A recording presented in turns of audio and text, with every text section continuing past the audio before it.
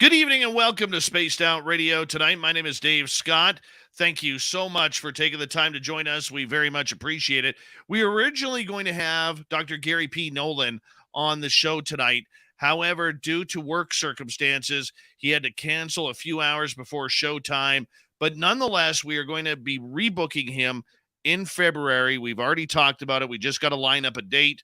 So filling in tonight, we got a great storyteller, a true monster hunter from Edmonton, Alberta. Travis Willier Moostoos is with us. Dirty Filth is going to be joining us as well with another cartoon night.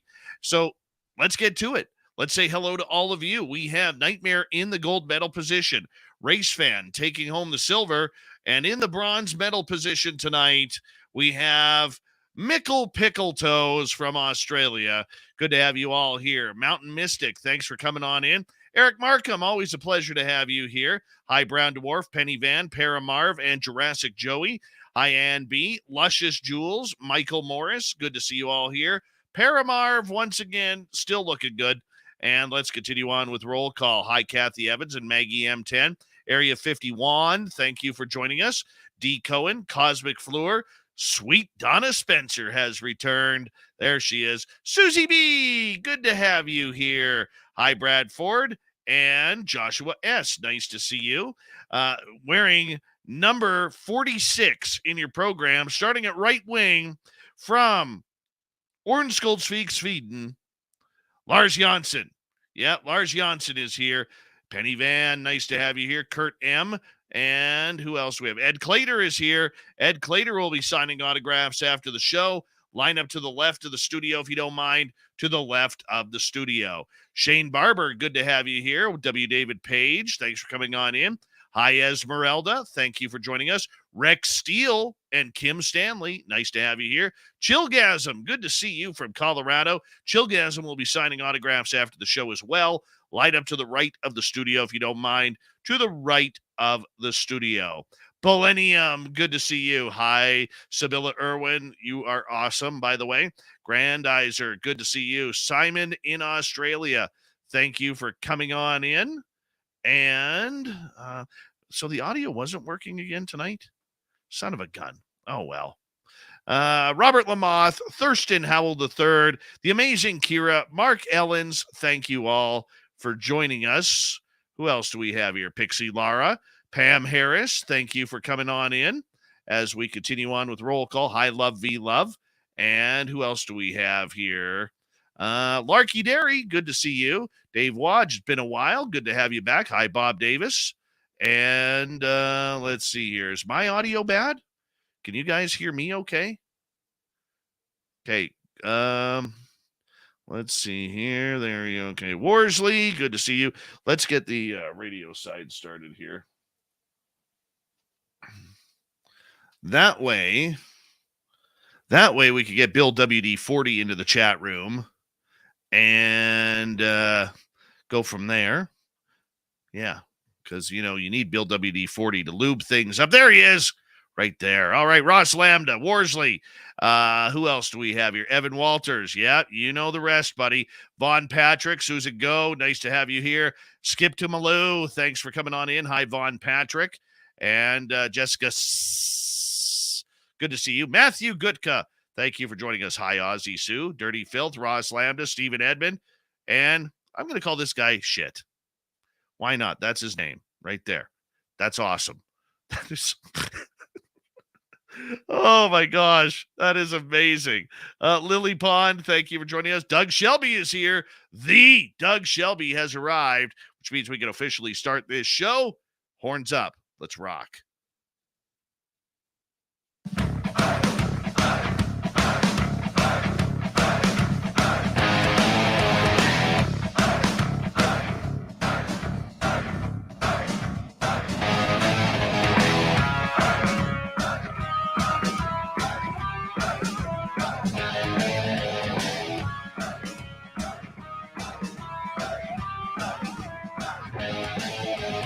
From the mountains of central British Columbia to you listening around the world, this, my friends, is Spaced Out Radio. I am your host, Dave Scott. sitting in the captain's chair of SOR headquarters. We welcome you to tonight's show on our terrestrial affiliates around North America, digitally on Odyssey Radio, TalkStream Live, and KPNL. All of our archives are free. Join us at youtube.com/spaced out radio. Do old Davey the favor and hit that subscribe button. You can follow us on Twitter at Spaced Out Radio, Instagram at Spaced Out Radio Show, and on TikTok at Spaced Out Radio. Our website is spacedoutradio.com. We have a plethora of features for you. Rock out to Bumblefoot, read the news wire, check out our swag as well. Tonight's show is brought to you by Chive Charities. Help make the world 10% happier by visiting Chive Charities today. You can find them on our website. We got a great show planned for you tonight. We're going into the monster hunting world. Travis Willier Moostoos will be with us momentarily. Then in hour number 3, we're going to head to the swamp. Super Duke from World Bigfoot Radio will be here for the abbreviated cryptid report, and it's Dave 101 night, and we'll have the news as well. All right, let's get right to it, shall we? Travis Willier Moostoos is an actor, artist, writer, starring in APTN's Secret History of the Wild West and various other shows across many different platforms. He is a knowledge story holder of his Cree people in his area in northern Alberta, Canada, and is an active UFO paranormal investigator. Here today to share some of his experiences with UFOs, Bigfoot, and ancient connections of Native America to the Star Nations and universe beyond. He has become quite the fan favorite here on Spaced Out Radio. And Travis, it is always a pleasure to have you here on the show, my friend. How are you doing? I'm doing great. Thank you for having me back. So happy to, share more. I got more to tell. Well, you know what? For our audience, because since you're on, our audience is always changing. And you know what? We're always gaining new voices, new faces around here, new people listening. How did you become a monster hunter, my friend? Oh, it was alongside of my uncle and his ventures. A lot of the teachings from both of my uncles, actually, a lot of my family was into it. Long history with dealing with these beings and cryptids, but we just, we had different names for them, and some of them are spirits and dimensionals as well. So, but like I said, this goes back to my great grandfather, Chief Headman Moostoos, who signed the treaty in 1899, June 21st, and that was the treaty. So he was there signing that with his brother Kushtaka. The two brothers signed it for our nation. It's one of the biggest treaties in all of Canada. It's part of it. A lot of it has to deal with like the most, I guess I should say, biggest percentage of the boreal forest. A lot of these cryptids run around and run freely, and also the parts of the mountains as well. So we have a lot of history over the years. When you were growing up, was this what you wanted to do, follow in the family tradition of chasing down these cryptids and paranormal spirits and UFOs and aliens? Was that something that you had on your mind? Well, when it came to Kushtaka, when it came to them, the star people, when it came to them, it was really, I was really drawn to it. When it comes down to the other tales, like of mystical beasts and cryptids that we dealt with or we're dealing with, those beings came over time, right? Like as I was growing up to be warned about, you know what I mean, more or less. Like these came as like a cautionary tale, I should say, and our cautionary, yeah. For most people across North America and in the Western world, monsters are something that are, hiding in our closets or under our bed at night. And that's why we tuck ourselves in. We don't look at things, Travis, as, outside of maybe Bigfoot, the popularity there. Some people believe that their houses or workplaces are haunted. And many people do believe that there are UFOs and alien life out there. But there is so much more to the cryptid world than just those three things. And you have dealt with a plethora of these creatures. How do you tell the rest of the world that these creatures truly exist on our timeline? Well, see, so a lot of it is in the, in the higher dimensions and realities that we just aren't perceiving, or we, aren't used to perceiving. Some of us can. Some of us vibrate at a higher frequency that picks up on these levels of vibration in our universe. Um, yeah, everything has dimensions within it, and a lot of these dimensions are connected through divine connection or spirit. Or in these, a lot of times, ceremony does take place before these encounters do happen, or before these beings do show themselves, or before we're given guidance on showing how to deal with them. Sometimes these beings are angry spirits, like there are that, like human spirits, very angry human spirits, and there are, like I said, other very gracious human spirits out there as well too, that that are existing still, that have a job still to do on that plane of existence, and yeah, it's very real. Everything all has spirit.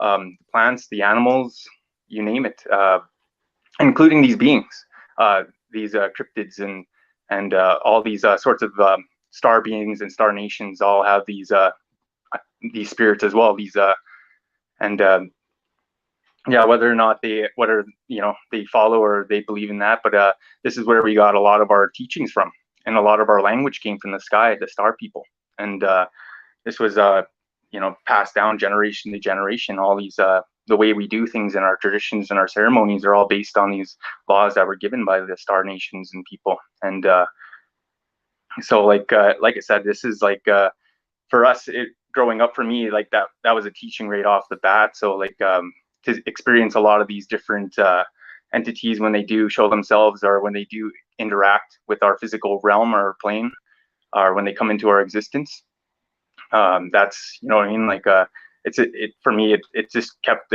expanding more and more as I started to I guess I should say open my higher perceptions to it. I gotta ask you, are there a lot of monster hunters like you on this planet? Because I've always wondered. I mean, look, I'll be honest with you, being a monster hunter is the coolest bloody term in the world.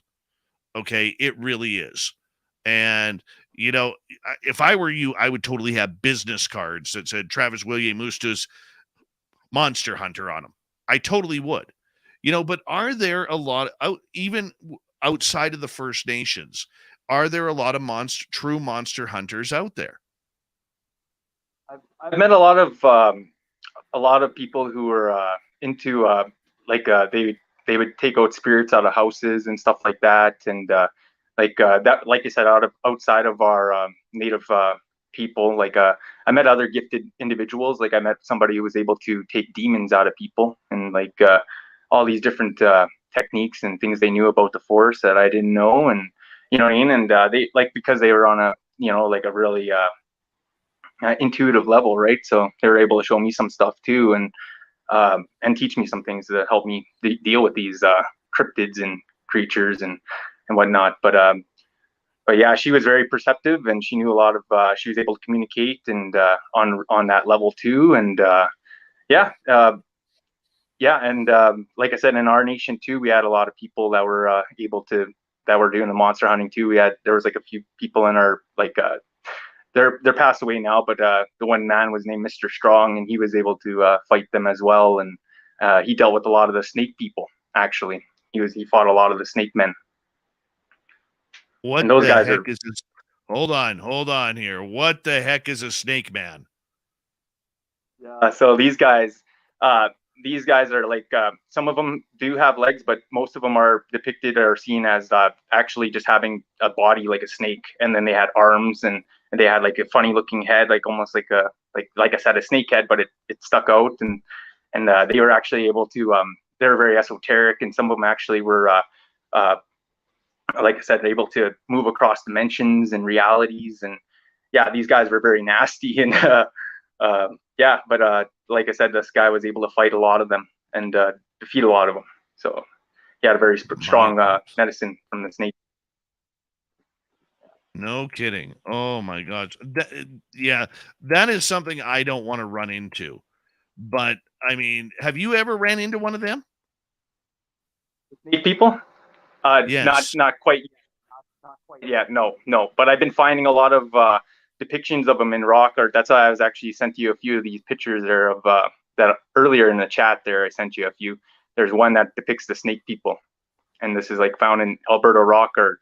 And these guys are still around, even in spirit too. Like these things still like have spirits, and they do tend to attack people and stuff like that. But if the right proper dimensions are protected, then and things are built to protect those dimensions, our dimension namely, and then they stay away, right? So, and these things have been built, like these things across our lands have been built, and they're up there for a reason, good reason too. So, um, yeah, like there was this one area I was recently told about that there's totems built there, and there's including like these are hundreds of years old, these wooden totems, and they're still standing to this day. And this is near a place called Snipe Lake in my area. And this man tried to go run him over. Farmer bought the land, and he tried to go run it over with a tractor, but that tractor rolled on him that day, killed him. No. Oh my. You just don't mess. You just don't mess with stuff like that. You know what I'm saying? That's just, I mean, that's like writing your own death warrant. It really is. It is, and it's very like I said, for good reason. Like these things, like these laws are made, and these areas are respected in good reason for, and like I said, even a lot of the buffalo, the man-eater people, a lot of their spirits are bounded away from our realities through buffalo head skulls scattered through the land and stuff. They blessed buffalo skull heads that are taken from them, but and they're left there, and they have to be left there and monitored, and yeah, but it's wild. That almost gets right into the idea that a lot of these places, like those totem poles or those buffalo skulls, that there are curses placed on them. Could we say that that's what's happening?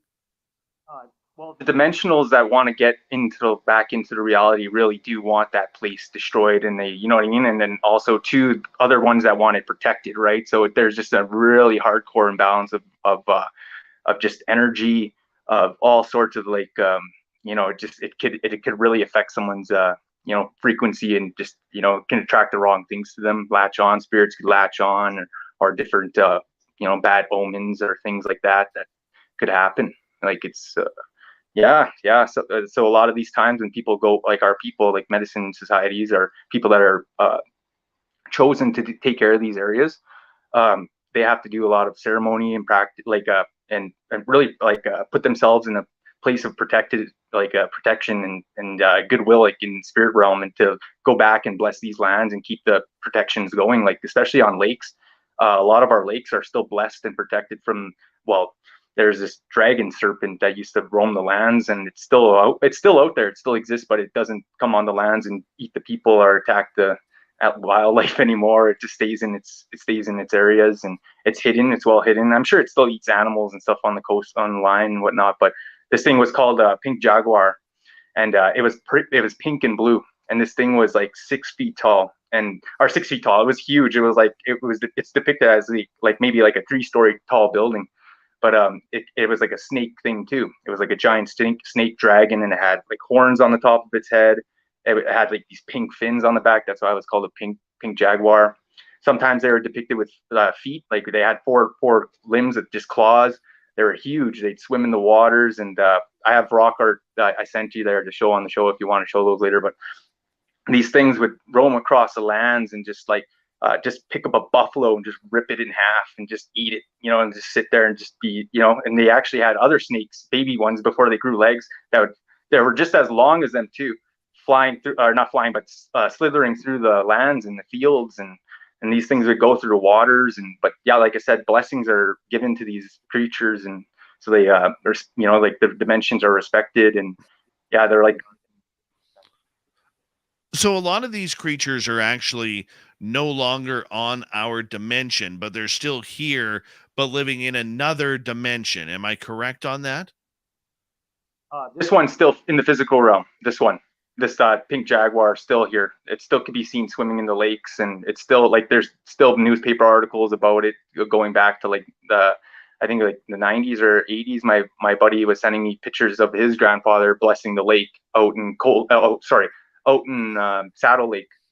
That's where he was out blessing that lake, and that's just near ours. So like they're connected, and like the thing has been told like myths and tales that it has tunnels to the inner earth, and that it actually tunnels around even to the ocean and into BC and all these other parts of our across our nation, man. Like this thing is real, and like I said, like the blessings are still there. My grandfather had seen it when he was a young child, and yeah, like I said, it freaked the hell out of him near our lake. But yeah, I'm just gonna be setting up cameras to catch this thing, like capture this thing if I could, like swimming in our areas if it's reported or anything. But like talking about more about my investigations, like now I bring it up, but yeah, like continuing on dimensions, like on our reality that are still within our reality. There was this creature that ran across 5 rooftops in our nation just like last month in our What? area, in our reservation. Yes, No. it ran across 5 rooftops. Yeah, and yeah, it was like we checked it out. There was footprints and everything across, and like it was like people are thinking like it could have been an animal, but it was like 5 rooftops in the same night. And then but then here's the spooky part though. It was like a real weird like wind came over, and all the footprints were gone, and then all of a sudden one of the people like of the family that the 5 houses like passed away. So it was like kind of one of those like omens, like a creature that ran across the in the rooftops, and then somebody passed away like after, you know what I mean? Like it's like one of those like dimensionals that just nobody knew was coming, or you know what I mean? Or if that person messed around and something came after them or whatever, right? Like, nobody knows. It's still a mystery, but yeah, those yeah, it's pretty wild. Dude, I gotta get back to that pink Jaguar for a second, because I think there's some pictures on our chat you can bring up if you want. There's even like on the rock, it's in a canyon out in Bragg Creek area, which is like just near Jasper in the mountains.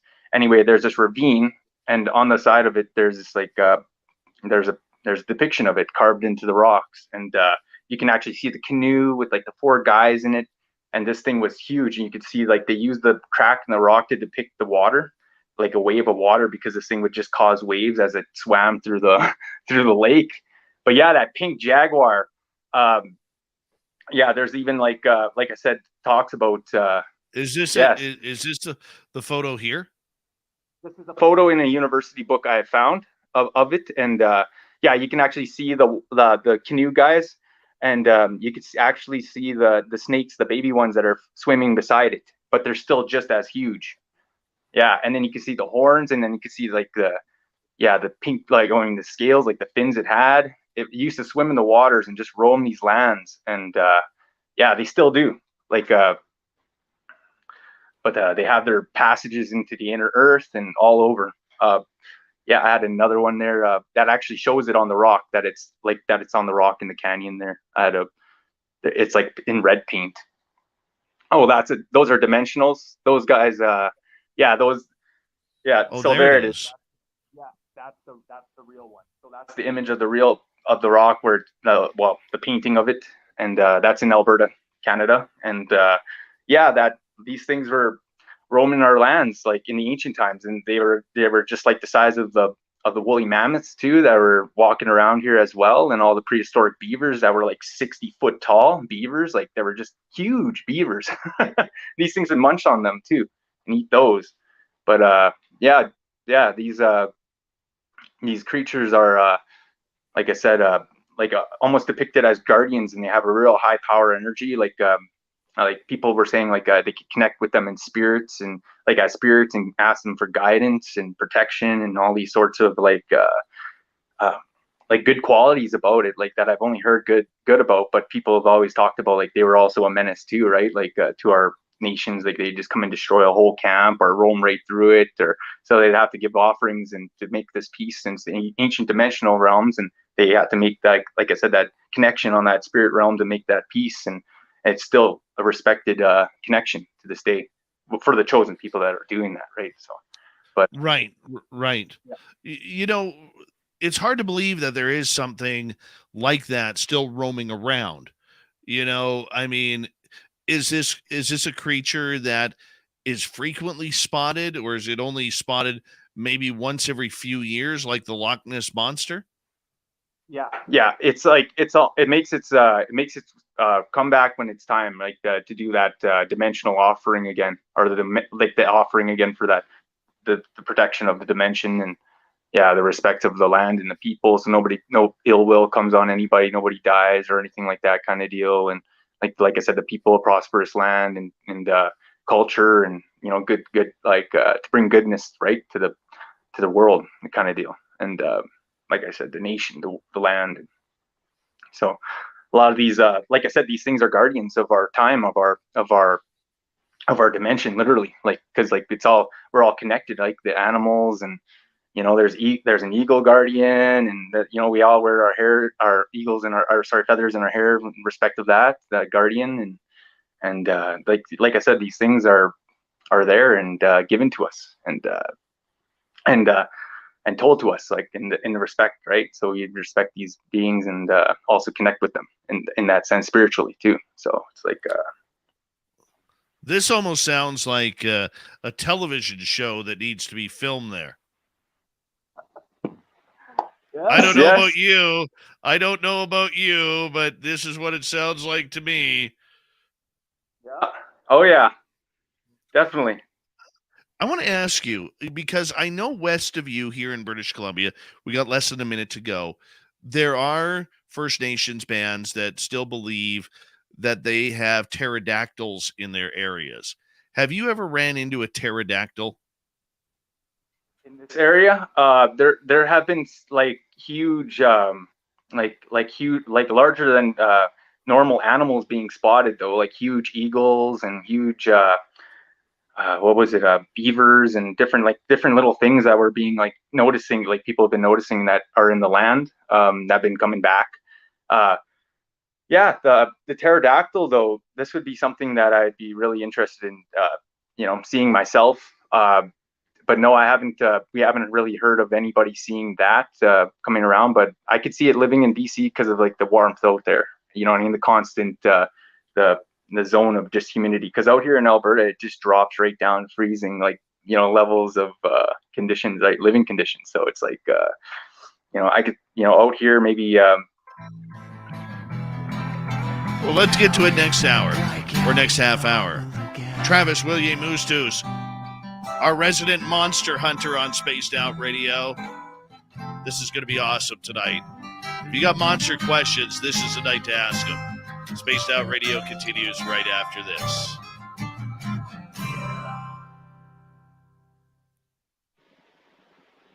Buddy, you got me fired up on this one, man. You got me fired up. That pink jaguar? Yes. You know? Yeah. So, you know what? I'll let our audience in on a little bit of a secret here. Travis and I, along with our main man Merle and Samantha Mowat, are actually we're looking into this summer, and we're just putting together a potential television pilot series on that we are putting independently for monster hunting and legend hunting. I'm not going to get into much more than that right now, but we have a film crew, and we're just starting to line up locations. We're going to be having meetings soon on this, because the further we get out of winter, or the winter time is the time to really buckle down and come up with the ideas and everything. But we're going to have a very, very busy 2023. Hopefully we could get all the locations done. I think we're going to do either 6 to 8 episodes and then shop them around and see if anybody wants them. No, Justin Trudeau will not guest star. We like real human beings on our show. And wow, W. Decker, thank you. Thank you so much for that super chat, man.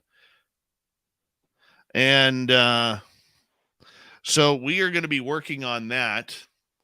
And that's all I could say. I gotta keep some secret on it. We don't know if it's going to get picked up by TV. We do have a professional television crew who is going to be filming this, but we don't know anything. It might just be a YouTube special right here on the Spaced Out Radio YouTube channel, or we may make our own channel, but we're gonna put something real cool together. And it's not one of these, loud music in the background. Did you hear that? Did you hear that? What was that? We're not squatching. Okay. We're doing proper investigation of some really, really cool stories. And, it's going to be amazing. It will really be amazing. Now, by the time we film and everything, it might not be ready for production until 2024. But we're going to do our best. We're going to do our best to see. And that's one of the secrets I've been holding out on. And yeah, it's going to be fun, man. It's going to be fun. Now you know why I've been trying to lose weight, people, because Dave doesn't put on an extra 10 pounds on camera. No, Dave puts on an extra 50 pounds. And that's the truth. Dirty Filth, how you doing down there, buddy?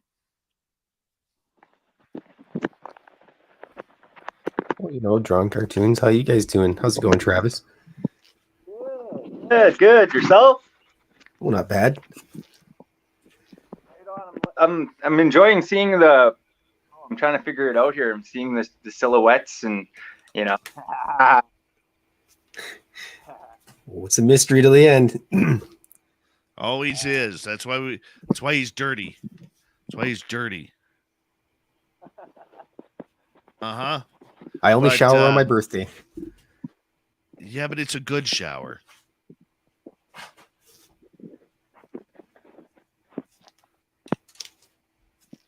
Yeah. Yep. Right now, that's what I'm doing.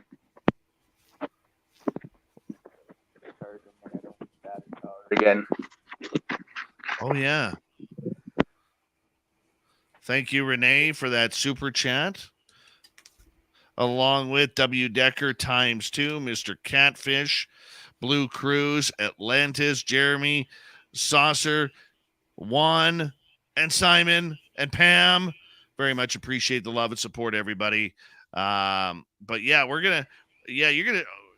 eventually you'll see this ugly mug on doing some filming here.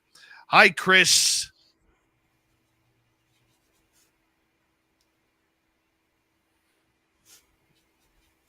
Teen, how you doing? Good to see you.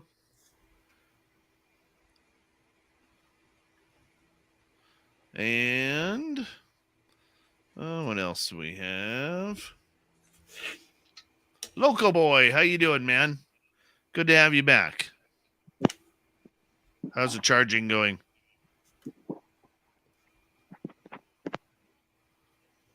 Dirty.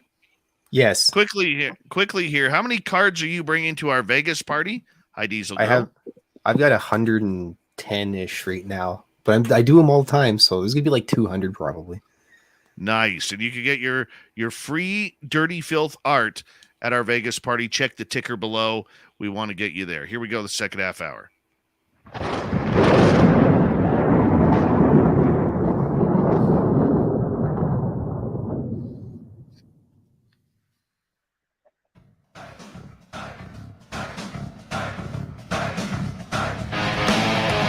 Second half hour of Spaced Out Radio is now underway. Good to have you with us. My name is Dave Scott. Very much appreciate earning your listening ears. Want to remind you that if you miss portions of this show or others, check out our free archives at youtube.com/Spaced Out Radio. Do old Davey the favor. Hit that subscribe button. Our website is spacedoutradio.com. We have a plethora of features for you. Rock out to Bumblefoot, read the news wire, check out our swag as well. Follow us on Twitter at Spaced Out Radio, Instagram at Spaced Out Radio Show, and on TikTok at Spaced Out Radio. Here is our resident monster hunter, Travis Willier Moostoos from the Cree Nation in Edmonton, Alberta. We are talking monster hunting all night long. And Travis, I got to ask you this. Out of all the creatures that you have heard of, grown up with, heard legends of from family, is there one or two creatures out there that you want nothing to deal with? Yeah, there's quite a few of them. Like there was the ancient tales of the giants people. Like there was a whole like bands of tribes like Blackfoot and the Blood and the Cree people all had to team up ancient times to clear a lot of these giants out from the lands that were attacking tribes and just decimating people. Like just and but people had to tribe up together to take out these giants and but yeah, they were pretty ferocious and mean and but yeah, like I said, they were hunted down to the last cave out in I think it was in Swan Hills or something like that. That was the last giant was killed out there. But in our area. And then okay, and the second go creature? ahead. The second creature? Oh, second creature. Yeah. No, there was this dimensional there was a few dimensional ones that were just like total dark I don't know, they were like very they were kind of similar to the what do you call it there the Weetagoon, but yeah, they were like that, but just different levels of dimensions, and but these spirits they're still, like I said, just even saying that name, I have to probably go smudge after this, Okay, that hold on. That brings up a very, very good point, because a lot of these spirits, just mentioning their names can cause a person harm. How does that happen? How does that work? Just like I said, just the saying of the name is almost like chanting, or like people calling it out or saying it and kind of just drawing that energy in or whatever, like near something, like it's kind of but like I said, people also start to open up their I guess I should say sensory towards that, and it kind of locks in, you know what I mean? And but just perceiving those levels and or sometimes you perceive them and pick them up. You know, uh, we've done that before, and and we've dealt with them. But like I said, it's just like it's not want. I don't want to deal with that guy anymore. Are those things anymore? I should say. And also too with the giant goatmen that are shadow goat guys. Those dudes with the horns and stuff like that. Those goatmen are spirit goatmen. Like they're the worst. Dealing with those guys and getting them out of people, like they're just feasting on their madness and driving people insane or causing ill wills over homes and stuff like that. But we've gotten rid of those guys too, and yeah, just like straight up, people were literally like 10 times better after the like the things were cleared out and things were gotten rid of, and put up protections were put up around the homes, and yeah, but Okay, yeah. so for people who may not understand, what is a goatman? The Goatman is like he's like a very he's like a humanoid goat looking being, giant black hooves, black fur, like a really dark cloudy figure. He shrouds himself in darkness all the time. Like he'll be able to move around in the darkness, but then he gets very affected by light, and these things, like he has a very peculiar like set of horns that kind of roll around, you know what I mean? And he's very dark, like very dark looking figure. Sometimes depicted red eyes, yellow eyes, sometimes too. A lot of these beings, like the buffalo man eater people, like those guys too.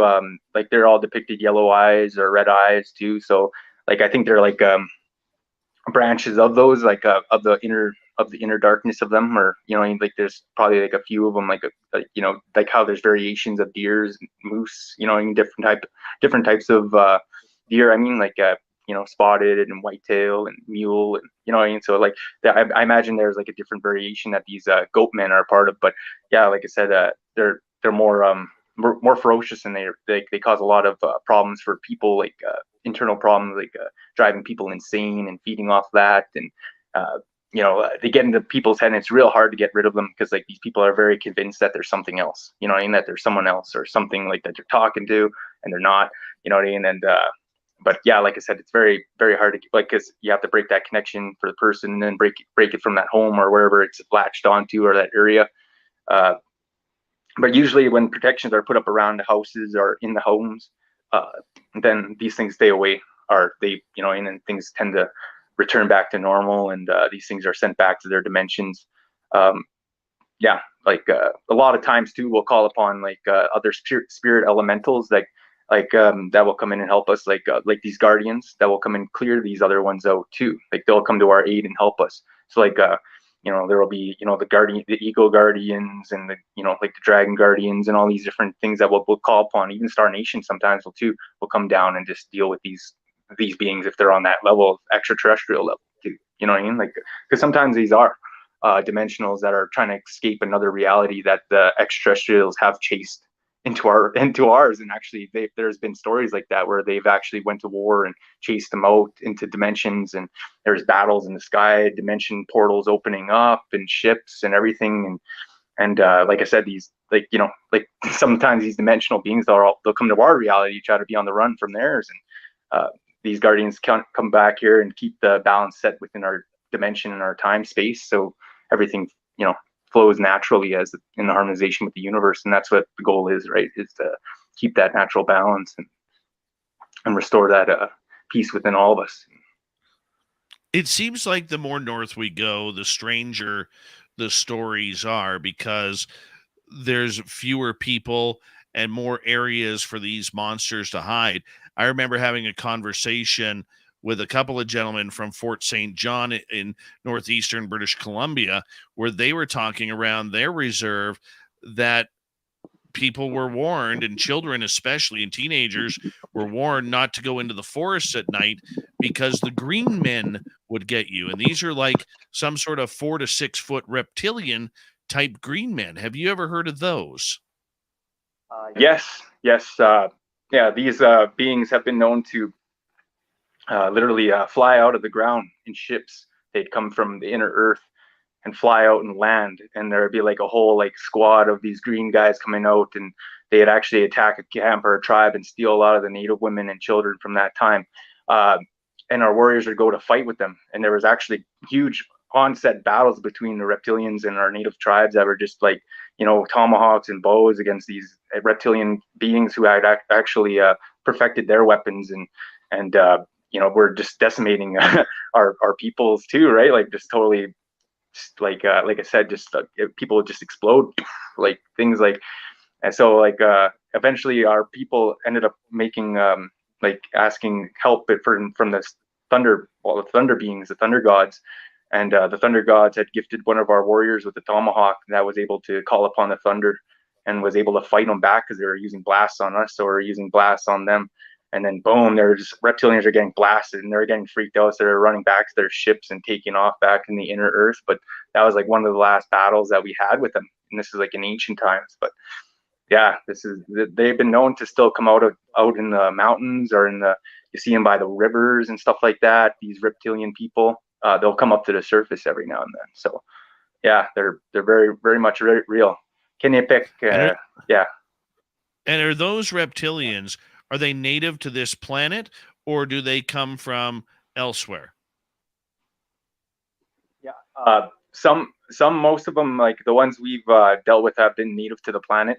A lot of these beings have existed in the older ancient cities and times, and in the inner earth too, like ancient inner earth society civilizations. There's a lot of these places built in the lands across North America in the underground, their cities. These are the tales, right? And like I said, they used to come up and do this with the ships and stuff like that. I wouldn't be surprised if they're still flying around in our skies and coming down and taking people, or or if they advance to other realms or areas of dimensions of realities that they've seeped into. But yeah, these beings have been known to exist. Even some of the tribes, like ancient people of our across Native America talk about how they were once animals, like almost lizard-like people, and they shed their skin and their tails, and that's where they got got tailbones and stuff like that from. And but yeah, they said a lot of people, they shed and their animal instincts and their skins and their furs, and they became people, different tribes across America and stuff like that from the inner earth. But like I said, the lizard people, and the snake people, yeah, they're very much real. And yeah, if they're still spotted to this day, I'm not surprised. It'd be easier for them to live underground, being needed of the warmth and all that, right? Cold-blooded. But I gotta ask you, the fact that you have dealt with so many creatures, some that you've handled in a very terse way, and others that maybe you've befriended over time. Have you ever been invited by any creatures to go to Inner Earth?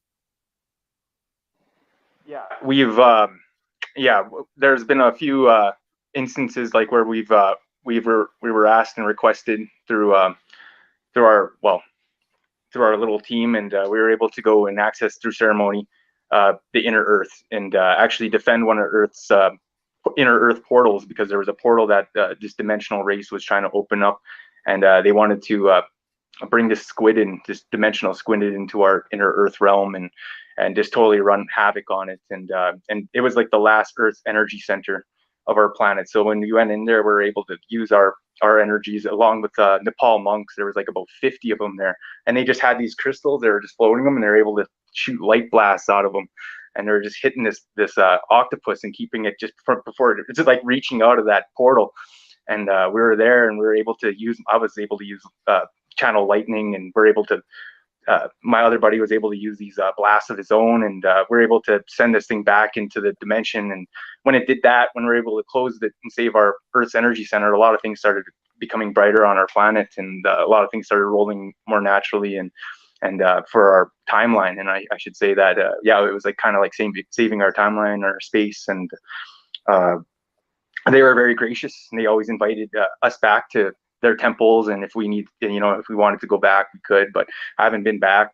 Like I said, these dimensionals, though, they ended up taking off into space, and that's where the Galactic Alliance force, they met up with them and caught up with them, and it was like they just took them out and decimated all their ships, just totally obliterated them.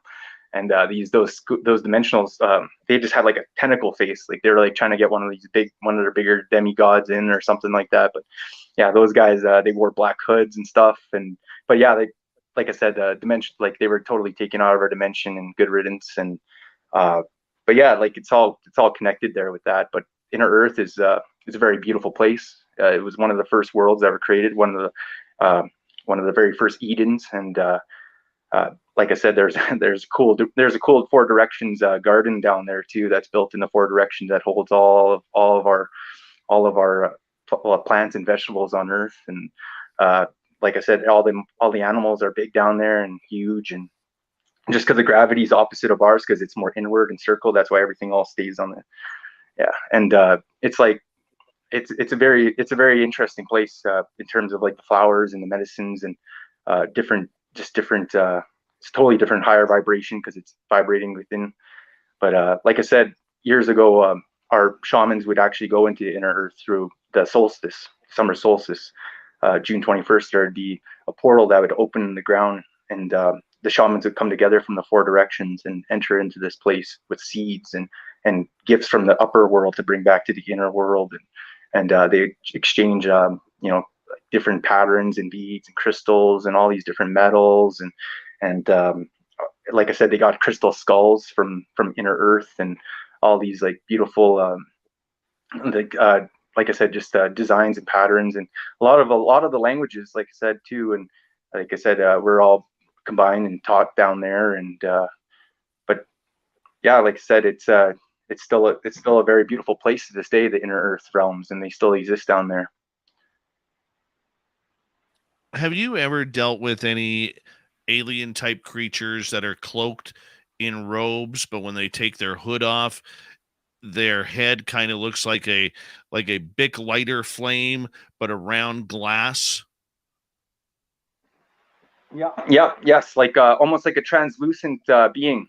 Recently, all right, so yeah, there was recently I was like I was getting picked up like in a dimensional way. I was getting like brought to this area. I was like, why am I seeing this? Like, and I was getting visions of these beings, right? And they were like getting picked up by another fellowship because they had crashed in Africa, and and they were getting picked up by another part of the Palladians.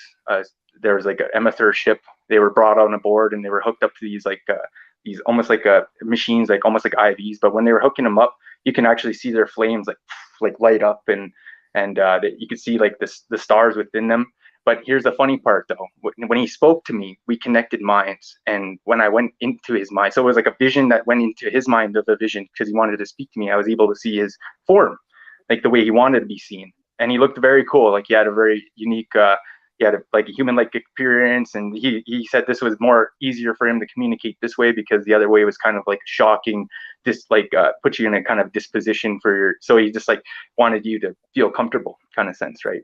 But yeah, he had a lot to say, where he came from, his people, like the place, like their buildings were like almost like castles, and yeah, it was a very different culture that used pyramids, and they floated these objects around them, and yeah, it was like they're Anunnaki. I imagine. Well, that might be it, right? The glowing ones, as everyone likes to refer to these guys as, right? But this being was just trying to show me like the society he came from, and that they're far from here, like in another, like totally left from our galaxy, out of the Milky Way, like kind of like more further connected. And when I was seeing it, I could just see it like this connection, like almost like a big giant dream catcher that just like, but it was all these galaxies all connected together in space, and just looked like a giant dream catcher of like stars and all these colors and everything. Is wild. I will tell you the reason why I asked that. And I don't think I've ever admitted this on this show. I have two of them that are like spirit guides that are very big. They're very musculature. They wear dark black robes with hoods. And the only thing that they have for a head that I've ever seen, it's like a glass head with like a Bic lighter flame as an eyeball. It is. Look at that. Yeah, that's wild. Yes. Yeah. Yeah. So there you go. I got two of them. I got two of them. You call upon these, and you see the images, right? Is that how you've been connecting with them, or have you connected with them in any? I just know when they're around. I can call them, but I just know when they are around. And when they are around, I can sleep at night. I imagine so. Yeah, exactly. It's a very, very strong protection. That's one thing too, is like, and then when I was doing other stuff in the realm, it almost feels like their energy is around too. So I can 100% agree with you on that they are definitely around, and they do add to that. So that's wonderful that you have two guardians like that, are guides that are, and I can see why, though. You know what I mean? Like, and it makes sense. Yeah. And I will tell you, I've had some strange things happen in my life that, as we grow together, you'll get to know. And these two big oxes, man, I don't know. They've been around for the last few years, and there's nothing evil about them. There's nothing harmful about them. But I do know that if something is bugging me, and I need protection, all I got to do is I call them my boys. Okay, I don't know if that's the correct term, but that's what I call them, my boys. And if I'm ever spiritually in trouble, I call my boys down, and I'll know where they are. I've seen them physically once or twice. That's it. But normally I could just feel where they are. It's very energetic. And I tell you, you go into the bush or something like that, call them in. They're right there. Oh yeah. Oh yeah, definitely. That's 100% real. And then you feel like that energy when they're around. They'll come back you up, especially if something malicious is there. Or you're having a little bit of problem getting rid of it yourself, or something. Like they'll come and back you up, and that's always good. Those things are, like I said, the spirits, like the animal spirits, they have good, and they have goods and good and bad, right? So like I'm glad you clarified that those are good and they're there on your side, like, because everybody does have their spirit totems, right? And there's beings that watch over them and guide them throughout their life. And sometimes more of these beings, animal beings, life as it goes on, right? Like as you make your journey. So do we all have strange guides like that if we were to call on them? Yes, and it's you'll figure it out, like the connection. Sometimes like these beings are out of this world, like, and but like it's very you'll connect with it if you're on that divine level, divine timing. You know what I mean? It's all I could say, right? And that's why it's a journey for everyone, and everybody finds that connection, and that's the best part about it, and making that connection. Taking those steps, those days, those times, doing those things in life, and following that true heart desire, right? So, yeah, and we all have these beings. They come into our lives, whether they're human. Most of them are human. A lot of them too are, like I said, animals. And connections, like deeper connections, other past lives, even connections with our, just like with that we make in ceremonies. Sometimes there's animal beings that will actually see our spirits and be like, well, I'll watch over him, I'll take care of him, and they'll come down from the realm and they'll make themselves known. I've seen a lot of people being taken care of by Bigfoot, talking about this. Like Bigfoot will come down and he'll say, I'll take care of this guy and walk him through life, and make sure he's safe wherever he goes in this world, and no harm comes to him. And these Bigfoots are, like, that's why they're looked and regarded on very highly, like in our culture. They come in our ceremonies and said this, like in spirit, and done this, for people. And so like it's so there is like divine connections there, and it's up to the people to make that journey to find them in their lives. Travis, I'm going to get you to hold on right there, because we are going to go to break here at the top of the hour. When we return, we're going to get to more monster talk. We're going to get to some audience questions, and we are going to fill up the next hour of pure entertainment with our resident monster hunter, Travis Willier Moostoos of the Cree Nation in Edmonton, Alberta. Spaced Out Radio continues with hour number 2 next. If you're in our chat room, get your questions in, put them in capital letters. We'd appreciate it. Hour number 2 coming up right after this.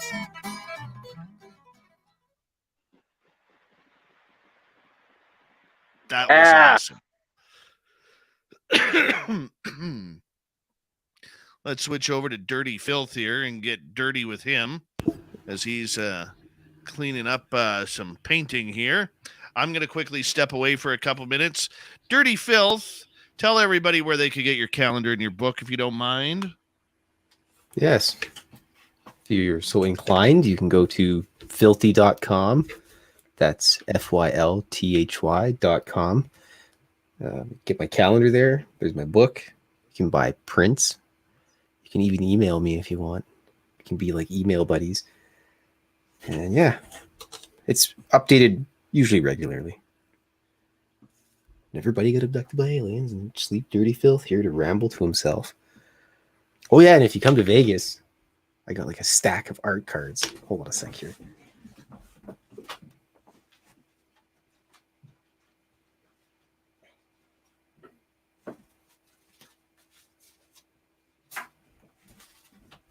This is one stack so far. It's got a whole bunch of stuff in there. Let's have a gander, shall we? It's a moth, a flower, a Mothman. Weird stuff. I think I showed some of these before. Look, it's Carl stealing Dave's keys for his car. Triangle. Carl's clunker. Yeah, I got a ridiculous amount of art cards. So if you go to Vegas and you find me, I will give you art.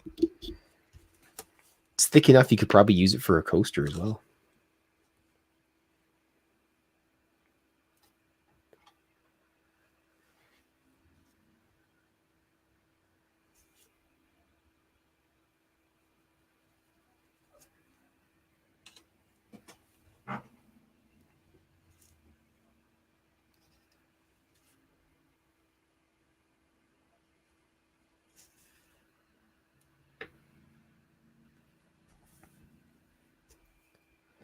Yes, Bob, totally spaced out radio trading cards. I'm going to make one that's a set of like 4 cards, and it'll be one drawing. And then 4 people have those drawings, and then they can meet up one day and be like, hey, put these all together. It's like those old cards you used to get, they came with bubble gum in them, where you put the quarter in the machine and push it. Oh, yeah, I got a pretty cool Venom hologram card way back in the day out of those at the Mohawk by my house when I was a wee lad. It's pretty cool. I think I eventually traded it for Pogs or something like that. I had no value at the time. Hello, Blob. The Blob has returned. She's crushing my legs earlier.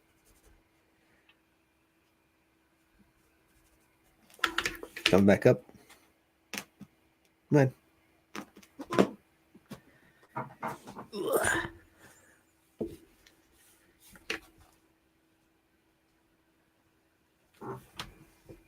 Well, Amio, that's awesome.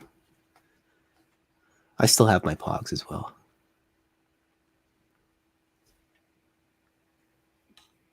And if you come again, Amio, I'll give you another one so you can have a double collection. Oh, hey, Travis, how's it going? You're on mute. There we go. Hey, buddy. Yeah. Yeah, it was good Hey, you seeing know you in what you should person. do? Yeah, that was awesome. You should think about doing the art walk in Edmonton this year. Right. Yes. You about it. I just never made my way out to the stone to make any admissions in. Oh yeah, that thing too. I got to do that. I forgot about that. But I forget where you go to do that. I think it's in July or something. But yeah, that'd be pretty cool. We could totally alien it up there. And yeah, alien up.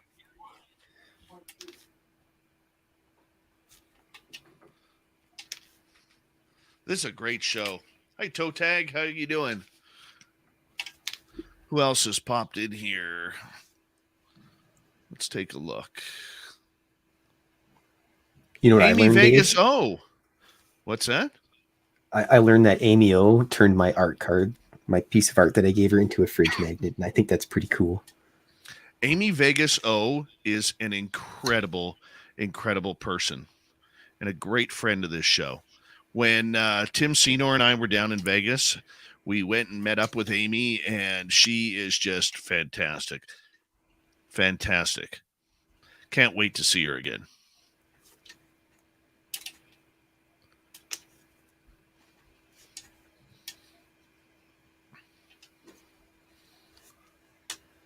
Yes, Amy Vegas O. That's why we call her Amy Vegas O Filth, because she lives in Vegas. Oh, well then.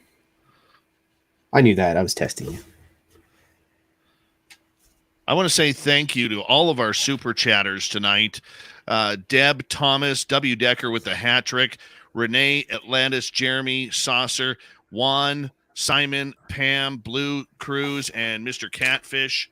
Very much appreciate the love and support of Spaced Out Radio. Thank you so, so much. It's a great way to support what we do. Hi, Lee Lovelight. How you doing? Good to have you here. Jenny White Bear. Nice to see you, honey. And hi, Bombshell Bomber. Don't forget, we want to see you all in Las Vegas, May 19th through 21st at the second annual SOR fan party. We know Eric Markham is going. Yep, he's coming. We got a bunch of people, too. There's Skywatches, a live YouTube show, VIP party. And check the ticker below. and email info@spacedoutradio.com.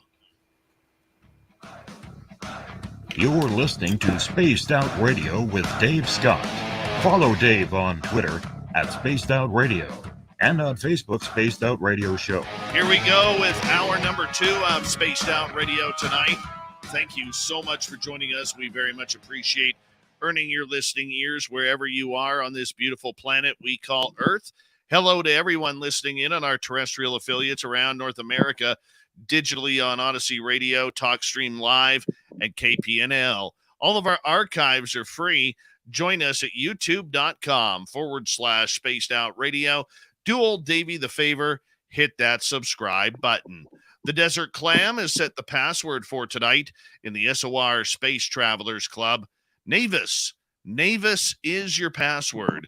Use it wisely, Space Travelers, as the Clam sets the password each and every night right here on Spaced Out Radio. Our website is spacedoutradio.com. We have a plethora of features for you. Rock out to Bumblefoot, read the news wire, check out our swag as well. Follow us on Twitter @Spaced Out Radio, Instagram @Spaced Out Radio Show, and on TikTok @Spaced Out Radio. Here we go again, hour number 2 with our resident monster hunter, Travis Willier Moostoos from the Cree Nation in Edmonton, Alberta, and we are hanging on out talking monsters all night long. Travis, thank you so much for joining us. Thank you so much for having me back, man. It's such a pleasure to come and speak and be here in time and space, and I'm so grateful to be live and share some of these experiences and stories, and a wonderful show to always do. So I'm happy to be here, Dave. My man, I could tell you right now, you have quickly turned into one of our most popular guests that we have, and I so look forward to working with you in the future regarding everything that you do, because it's just so fascinating to me. And speaking of the audience who loves you, let's get right to some audience questions here. Mark is asking, Travis, can you talk a little bit about animal totems and what they're about? Yes. So these animal totems, usually, like I said, there's many that build over time. People are given to them. The information is given to you usually in sweat lodge ceremonies. You'll be told about the spirit animals that have come to help you out or carry the load, or different little things like and then these animals and our beings are added to your totem, and this is how you figure it out.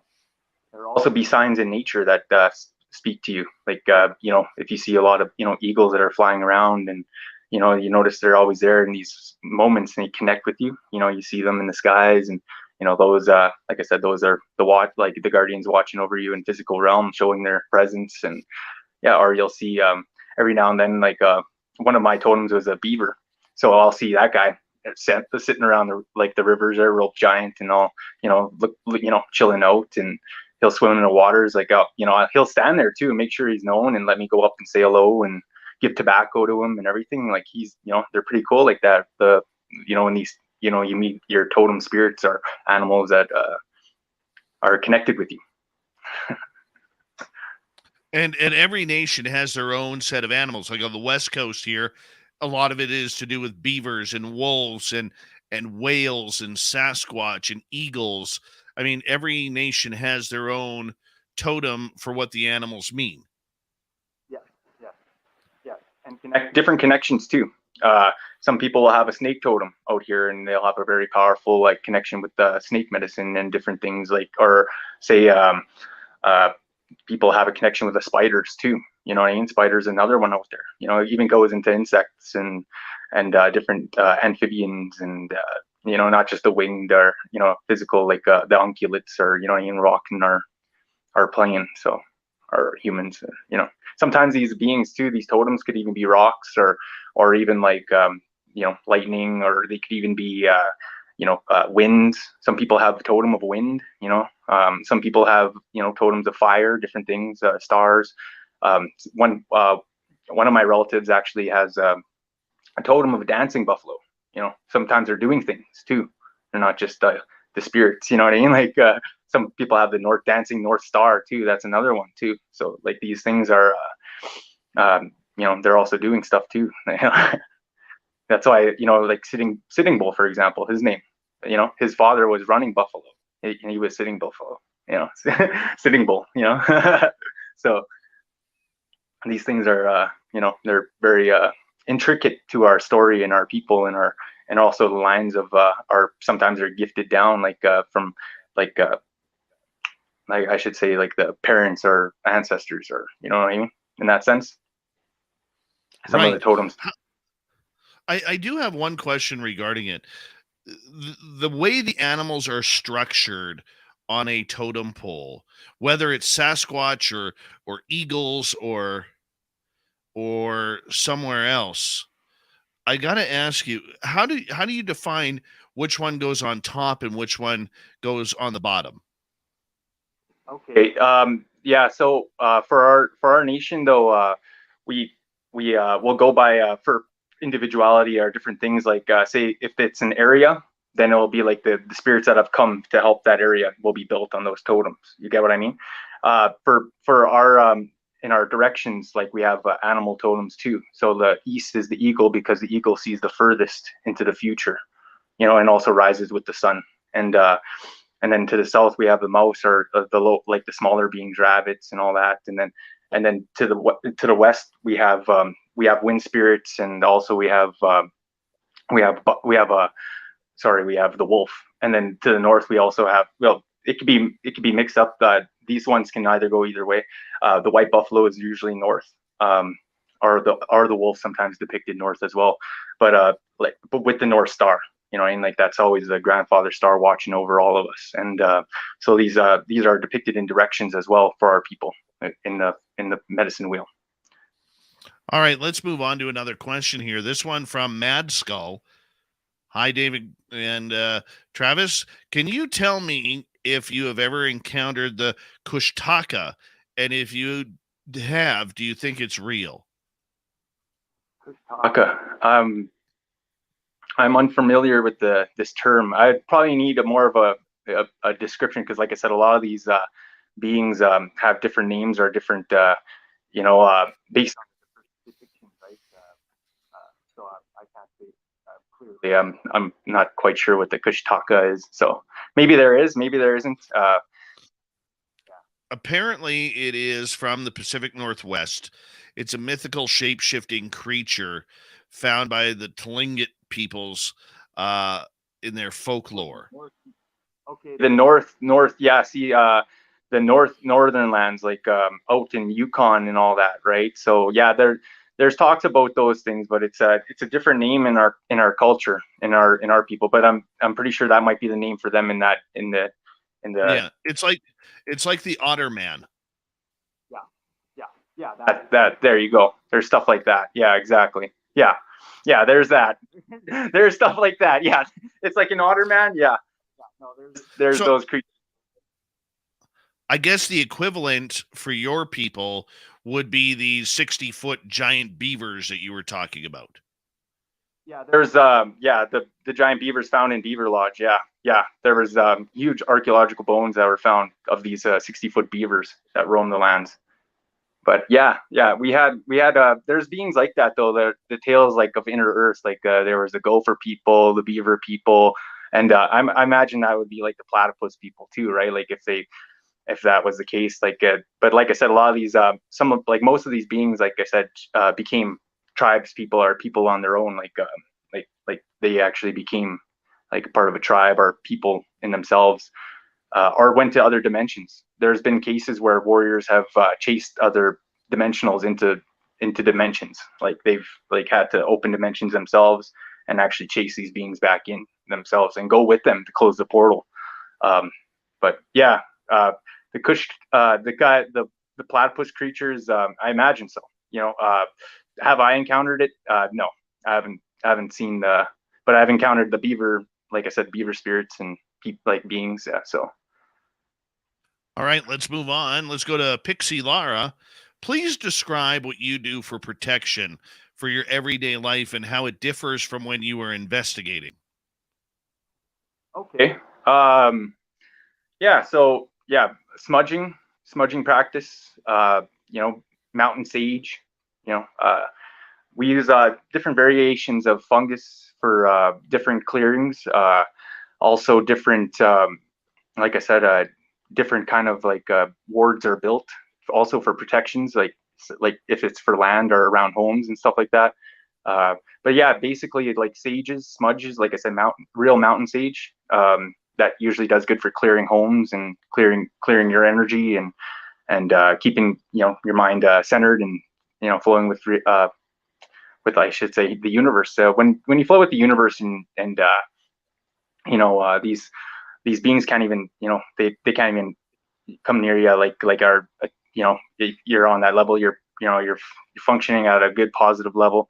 But like when we're out on investigations, there's different like I said, different things that are done, and different like I said, different funguses are brought out to clear those and to make those ceremonies take place and stuff. So but like I said, mountain sage is good for every day, keeping yourself safe from dimensionals and your house safe and clearing. And also too, it welcomes all the light into your environment or your world. Like a lot of times they'll do a lot of smudging ceremonies before our events and everything, like especially with our people. Like we always bring it right into our whole, like our community and everything. Like it's a very much a part of us in every way.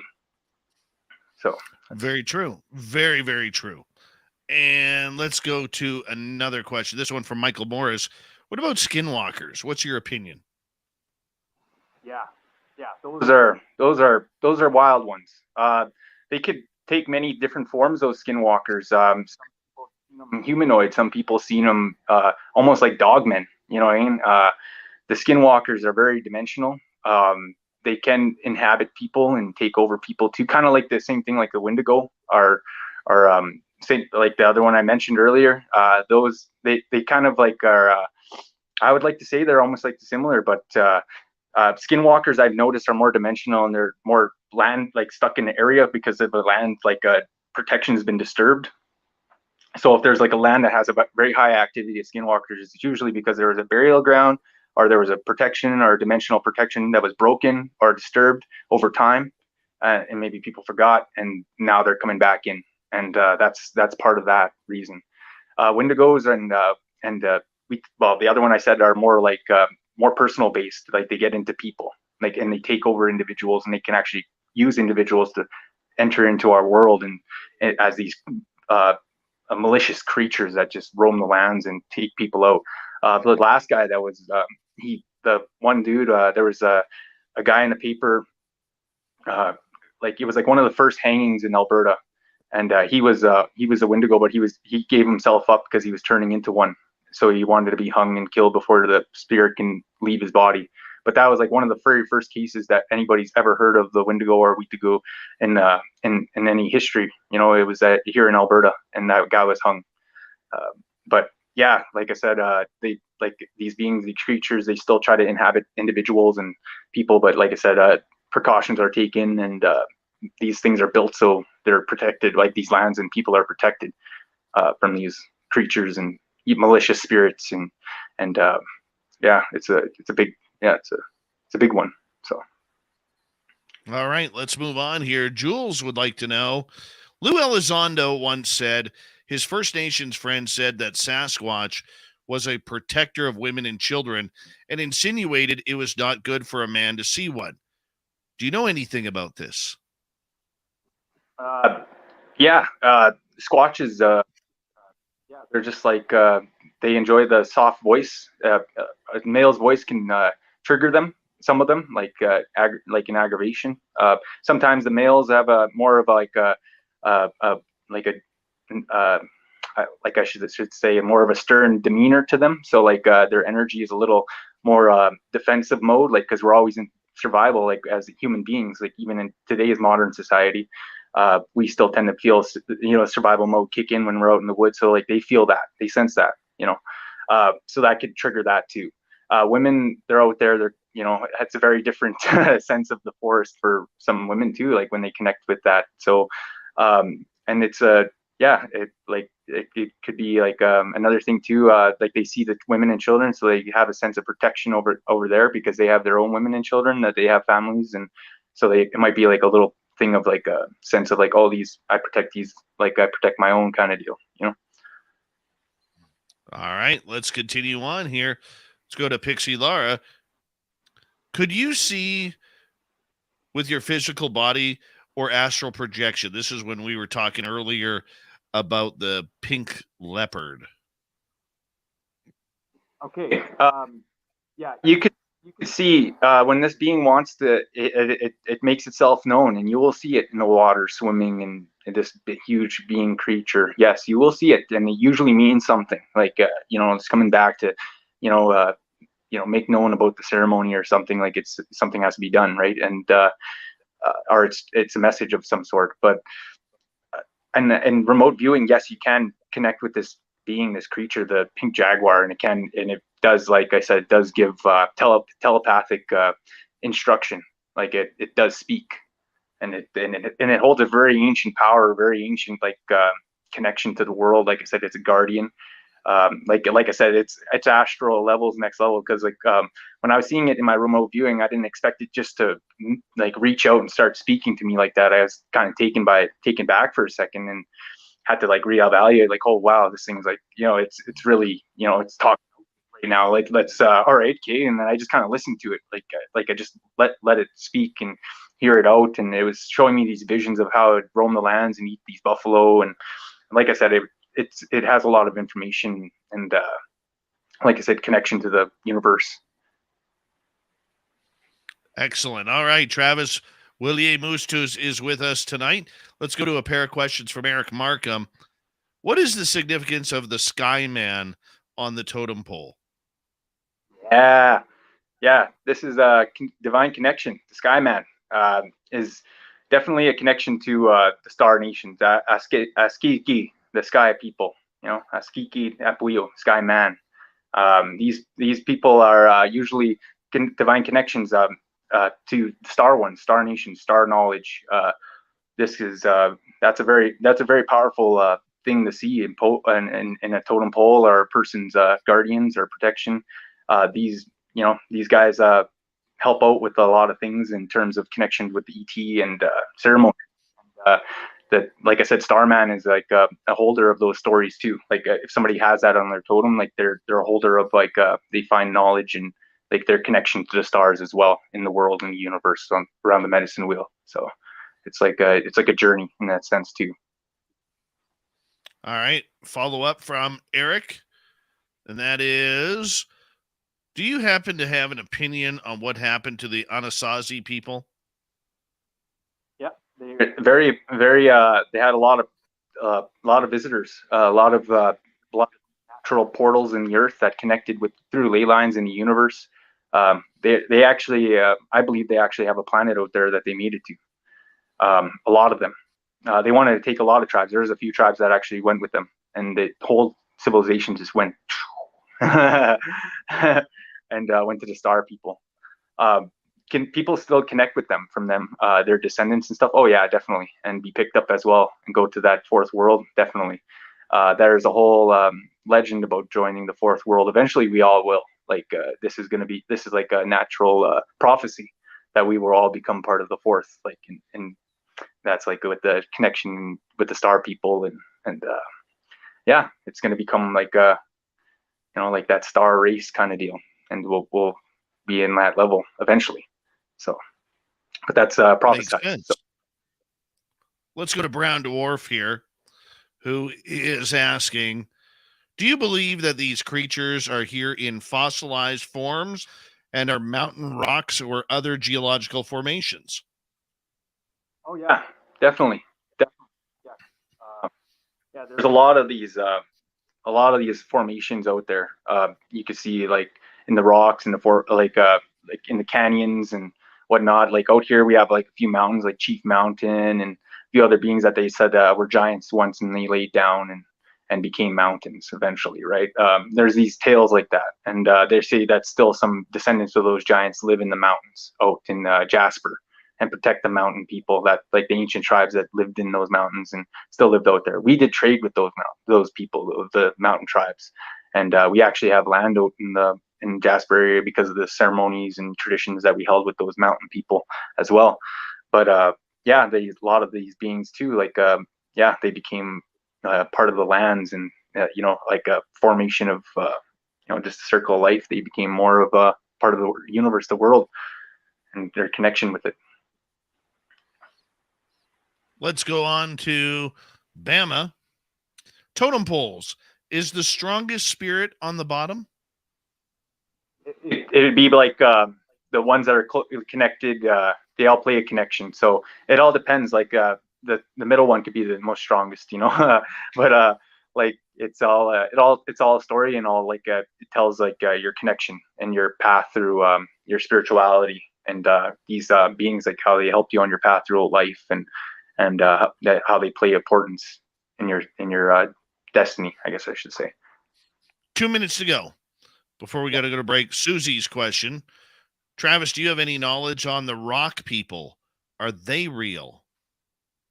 Fortune tellers. Yeah.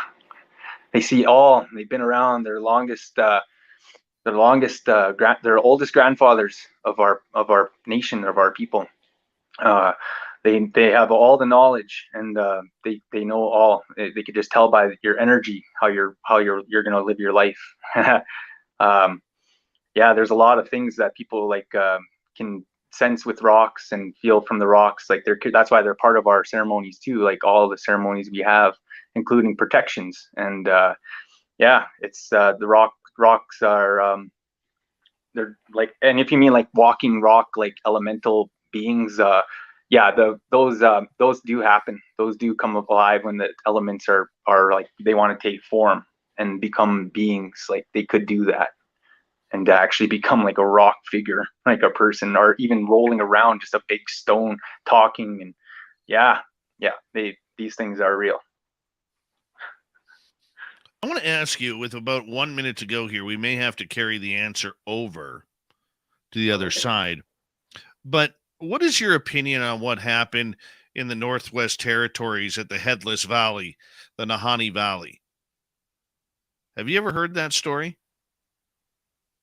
The Nahanni Valley. No, I'm not familiar with that.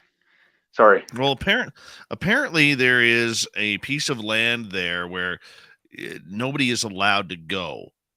Okay. And apparently there is either a very, very hidden First Nation clan in there that is very violent towards outsiders, literally ripping explorers' heads off in the early 1900s and 1800s, or there's monsters in there that are doing that as well. And very few people have actually discussed this matter. It's one of, I think, Canada's greatest mysteries, but we could get to that here when we return on Spaced Out Radio. Travis Willier Moostoos from the Cree Nation in Edmonton, Alberta. He's a monster hunter, a legit monster hunter who goes around dealing with all things weird and strange. We're going to return with him for another 30 minutes here on Spaced Out Radio. Right after this, stay tuned.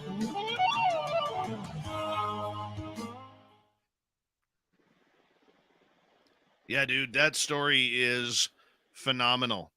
There was one report I heard where they were only allowing people to go in there for about an hour to 2 hours. You have to go in via helicopter. And this one legend that I heard about it was the helicopter dropped these explorers off to kind of film in the area and do what they needed to do. And the helicopter lifted off, went over the trees, came right back, picked them up. And when they were saying, hey, we have an hour or 2 hours, whatever it is, the helicopter, like, what are you doing? Because the helicopter pilot called them back in. He's like, it's not safe down there. I saw something coming towards you. We got to get you out of here. Excuse me. I'll tell you what I do know from some of the myths of the North. And I'll save that for when we're back on air. But yeah, I'll tell you what I've heard from the North. So. Yeah. And the bodies that were found in that area all had their heads removed, but not cut off. It looked like they were ripped off. Oh, yeah. So, hey, Big Texas, how you doing, Nick? Good to see you. Yep. Dirty filth. Let's get a little peeky poo of your great arty art here. The camera's a little crooked there, isn't it? Holy, there we go. You're crooked. That's because I you only blame have one those shoe on. I can only afford one shoe. I blame the cats. Yeah. Where is Blob and Whiskey tonight? Well, Blob was here earlier. And then Whiskey's just hanging out with her mom. And I currently have the gremlin piled on me. And I think my pen is probably going to get attacked. Yeah. Ooh, look at Deb in the chat room. She says, I'm feeling a little filthy. Ow! You got attacked. The cat decided to slide off me. And apparently I'm just a scratching post. So It's a nice sidewalk you made there. it is. It's not an Edmonton sidewalk because it's clear of snow. Yeah, that looks like a Victoria sidewalk. Oh, nice. And Mm-hmm. Looks freshly pressure washed. I guess I could dirty it up a little bit. Mm-hmm. Maybe put a dandelion in there or something.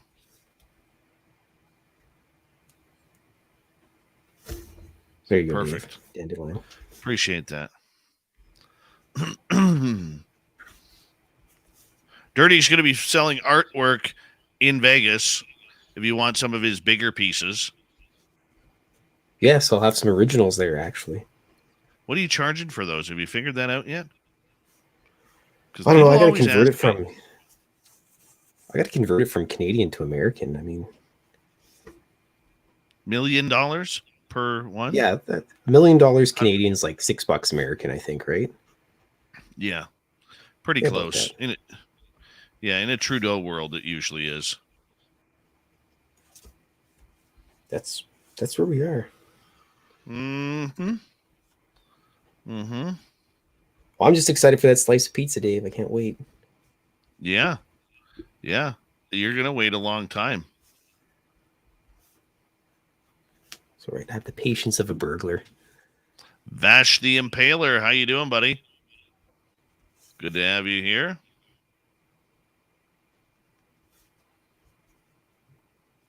Travis, your hair got longer.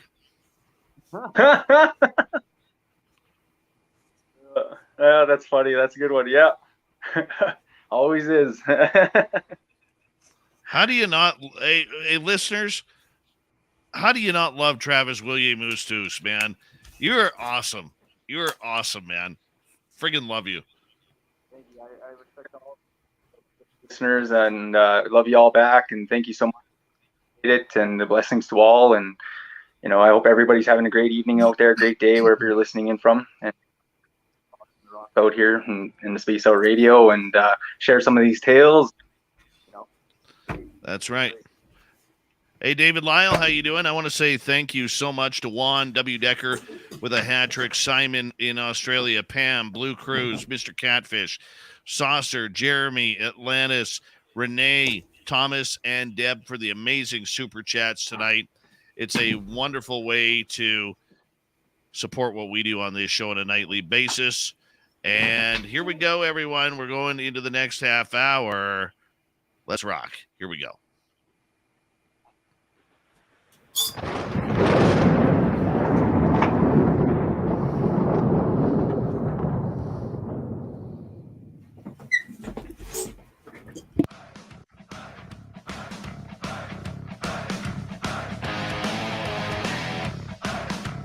We passed the halfway point of Spaced Out Radio tonight.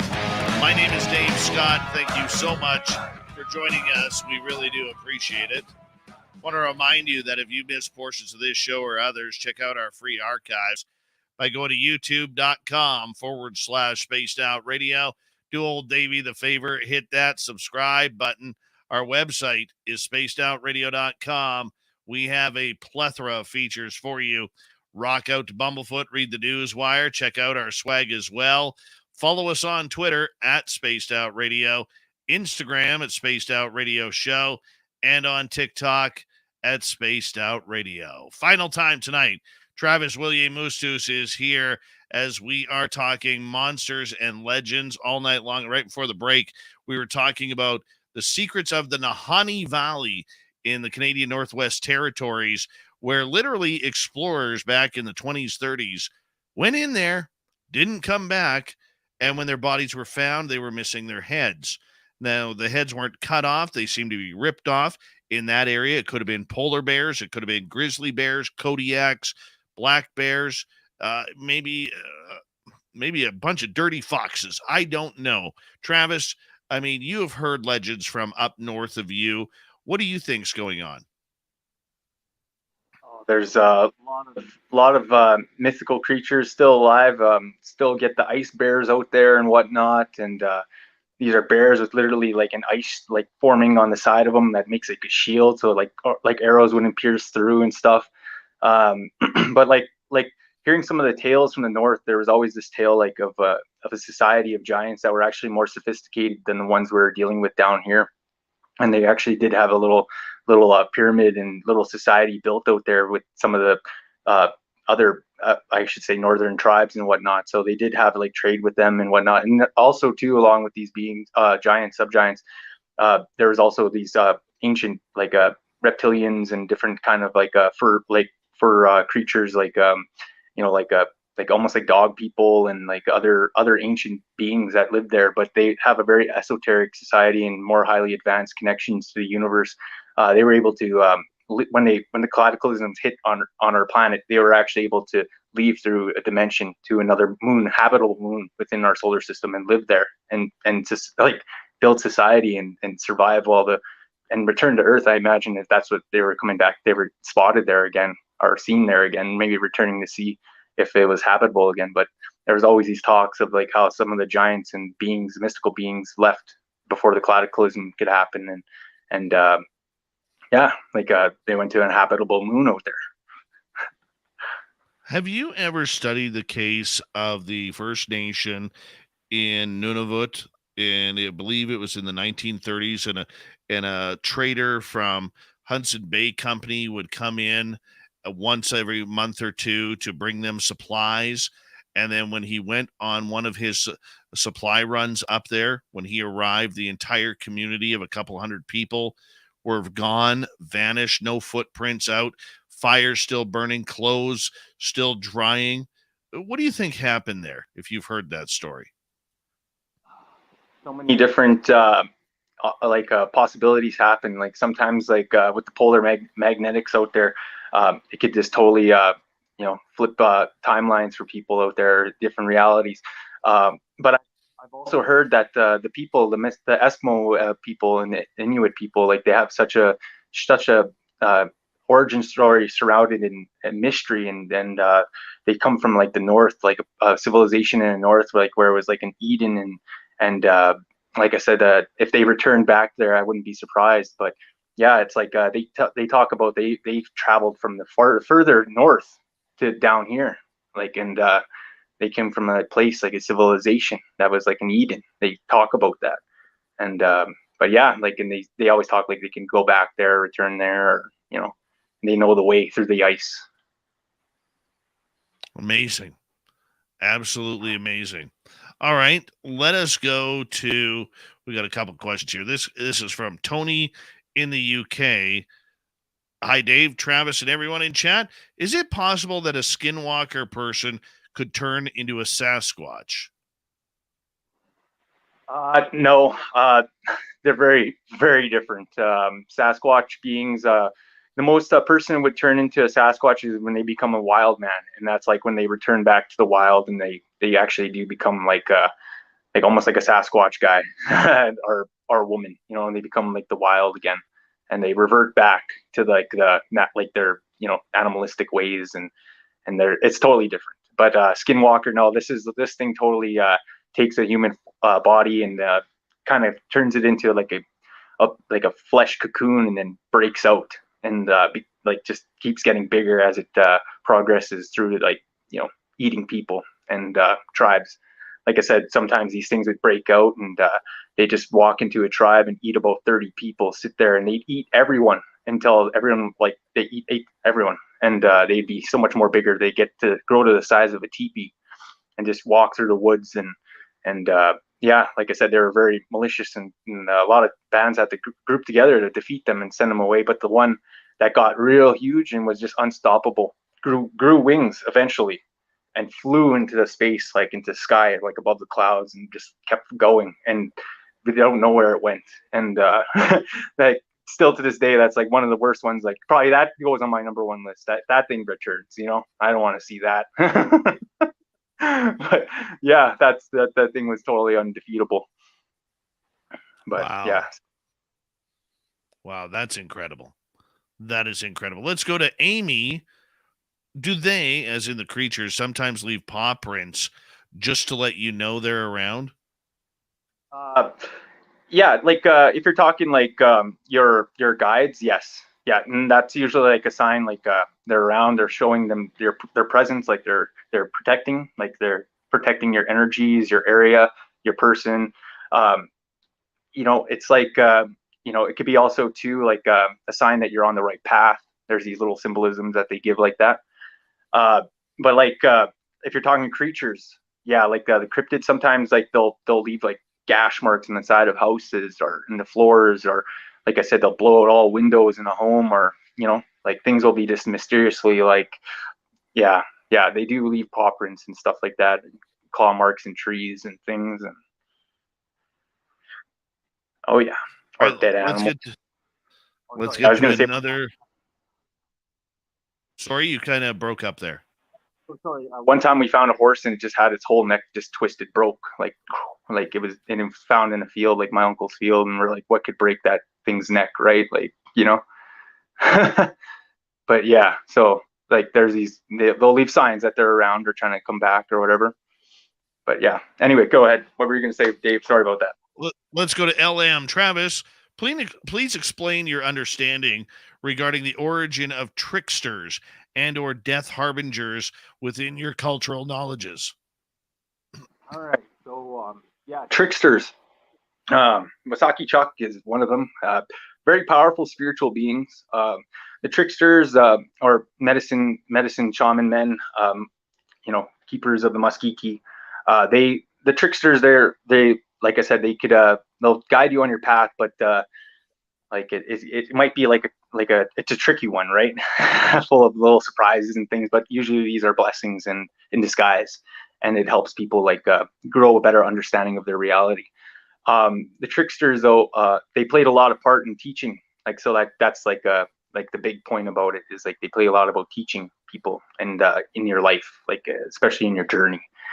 And death harbingers, these guys, these ones are the ones that kind of like they judge you when you go on to the next journey. And if you've done wrong in the spirit world, native world, then it's like it's kind of like these two elders bring you into, like, they grab you, two warriors grab you and they bring you on a stone, and if they judge you, this elder judges you with this giant, it's like a big giant I guess like it's like a big wooden like maul or something like that, right? And bring it down and you stone maul and cracks your whole spirit, your skull and everything. But yeah, this thing, and they keep doing that too until your spirit's totally gone and like out of existence. But yeah, death harbingers, yeah, definitely. And there's also ones too, like in forms of like of animals or dragons, like that people have to, when you do your vision quest, usually like on third or fourth one, you're building spiritual weapons to take with you on your journey when you're out there. You know, you're building arrows, you're building bows, you're building spears, you're taking the tomahawk. These things are there to guide you in the spirit realm and help you. So like when you're on your journey in the next realm, you have these weapons with you to fight these death harbingers, or these things that come for you that you know, you like, it's like sometimes a giant snake and you only have four magic arrows to hit it. Sometimes it's a big bull man you're fighting with an axe, you know, these things like these you know, it's all like it's a journey in the next life, right? Into the next, you know, the universe. Yeah, it's a lot more interesting there. I love this question from Grumpy Bird, who is also part of the Cree Nation. Why are the hot rocks during a sweat called our grandfathers? Yes, like I said, one of the oldest elements, earth, the fire, the water, the air, these are all like old, like the elder grandfathers, the light, in our universe, the sun, like I said. And these these beings are very ancient. They're connections to our universe, and that's why it's like it's a deep connection there. Like they're part of our ceremony. We're holding that respect. We're calling them in, and also too like protections too, grandfathers, and yeah. So like that's one of the reasons, and yeah, like I said, we're all connected. Grandfather's rocks, the mother moon, and all the grandfather suns. All these directions are all in play. Like so, the east, the south, the west, the north are grandfather directions, and then the south, and then the in between those, the four are grandmother directions. So like it's like they all play together. Like I mean like it all correlates in the universe, and and the specific things are held in different ways. Like in the east is in the east you have the light, you have the fire, and then in the south you have the rocks, the earth, and then in the west you have the water, and then the top you have the air, the north, and those are the directions of that. So it's like and it's they're all part of our connections, I should say. And Susie wants to know, are you joining us in Las Vegas for our fan party in May? I would love to. I would love to. I'd have to accumulate some funds on the side for that, and I would love to. I would love to be out there and come check out the Las Vegas area and see all the ships flying in the sky above there. There's a lot going on out there right now. A lot of ships out there. Oh yeah, very much so. All right, let's move on to another question. This one from Mark. Travis, have you ever seen UFOs, Sasquatch in your childhood? Yes. Yeah, the Star Nation. Yes, I've seen the Star Nation come down and do light like flashing and stuff like that as a kid, and I've seen all that, and in ceremonies, a lot of like the Sasquatch being would come around. Like I said, when I was going on my first vision quest, the Sasquatch had made himself known. I didn't see him, but he would make himself known.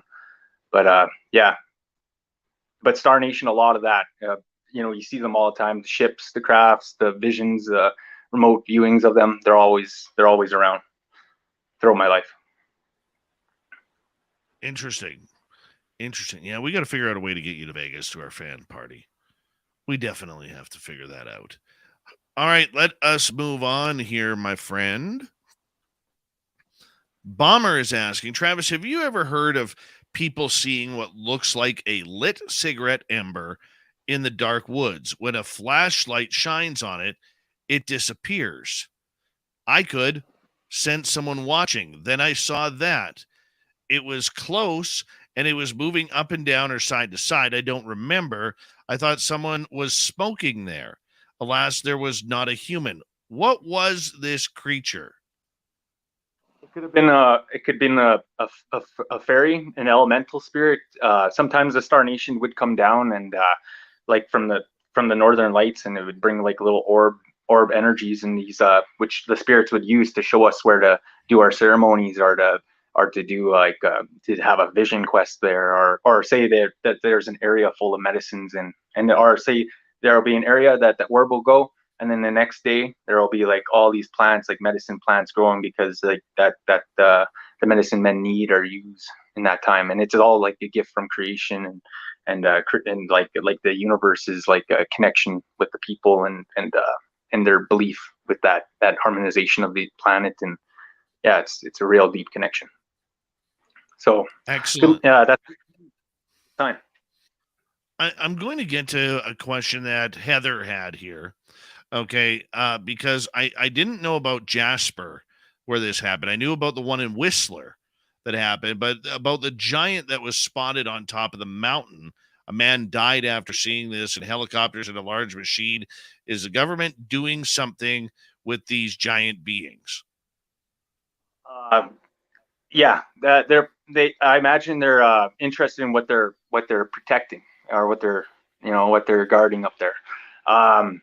Yeah, those beings do exist up there. There has been cases where ancient tales where the natives went up there for protection against the intruding I should say settlers and whatnot with guns, and settlers were literally getting like rocks thrown down on them and crushed, and so they left, right? But the giants helped do that. But yeah, like I said, they were up there protecting. There's like an ancient, the connection to the land that they have, and they're probably interested in that. So probably That something does ancient make from. sense. That does make sense, my friend.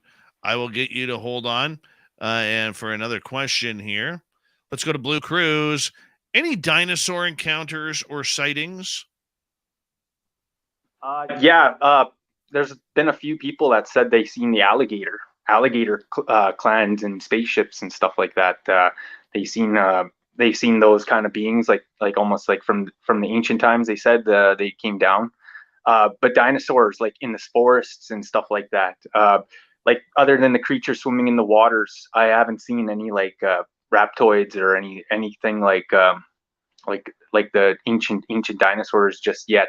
But I imagine that if like if the stories are true and a lot of like the portals are opening, then yeah, I could see some of these being coming back up from the inner earth. A lot of these dinosaurs and different creatures like that, especially when it comes to flying creatures, making it out of the portals would be easier for them. I can see that. Christine wants to know, what do the Star Being or Star Nation beings look like? Yes. Yeah. All right. So we had one up when I say the one came down in the sweat lodge from the clouds. It would look like a big pink. It was like a head like this, and it was a healing one.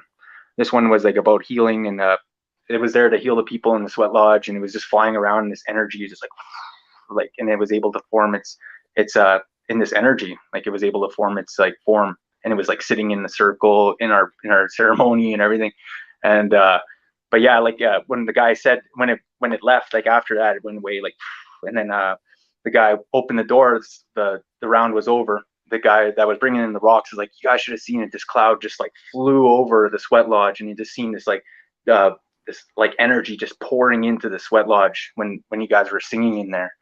And then that's when it came, when we're all singing and all in tune, and it was like a very high energy sensation. I never knew the power of a blessed drum until last year, when we were in an area that was overlooking a little bit of a canyon, and I was drumming. My daughter had made me a drum that was blessed by the First Nations, because you're not allowed to take a drum without it being blessed. And it was beautiful. She made it out of sinew and everything. And long story short, I'm up in the mountains with my buddy Paul, and I start drumming, and I feel this native spirit come around us, and I could hear him talk to me, and he was thanking me for the drumming, which I've never experienced before. And then I remember him saying, there's nothing here, but if you go to your other spot, and I knew what spot he was talking to, he goes, you're going to see something really cool. So I thanked him, put the drum back in my vehicle. My buddy Paul and we go to this other spot. And I had always wanted to see, ever since they launched them, I always wanted to see the Starlink satellites.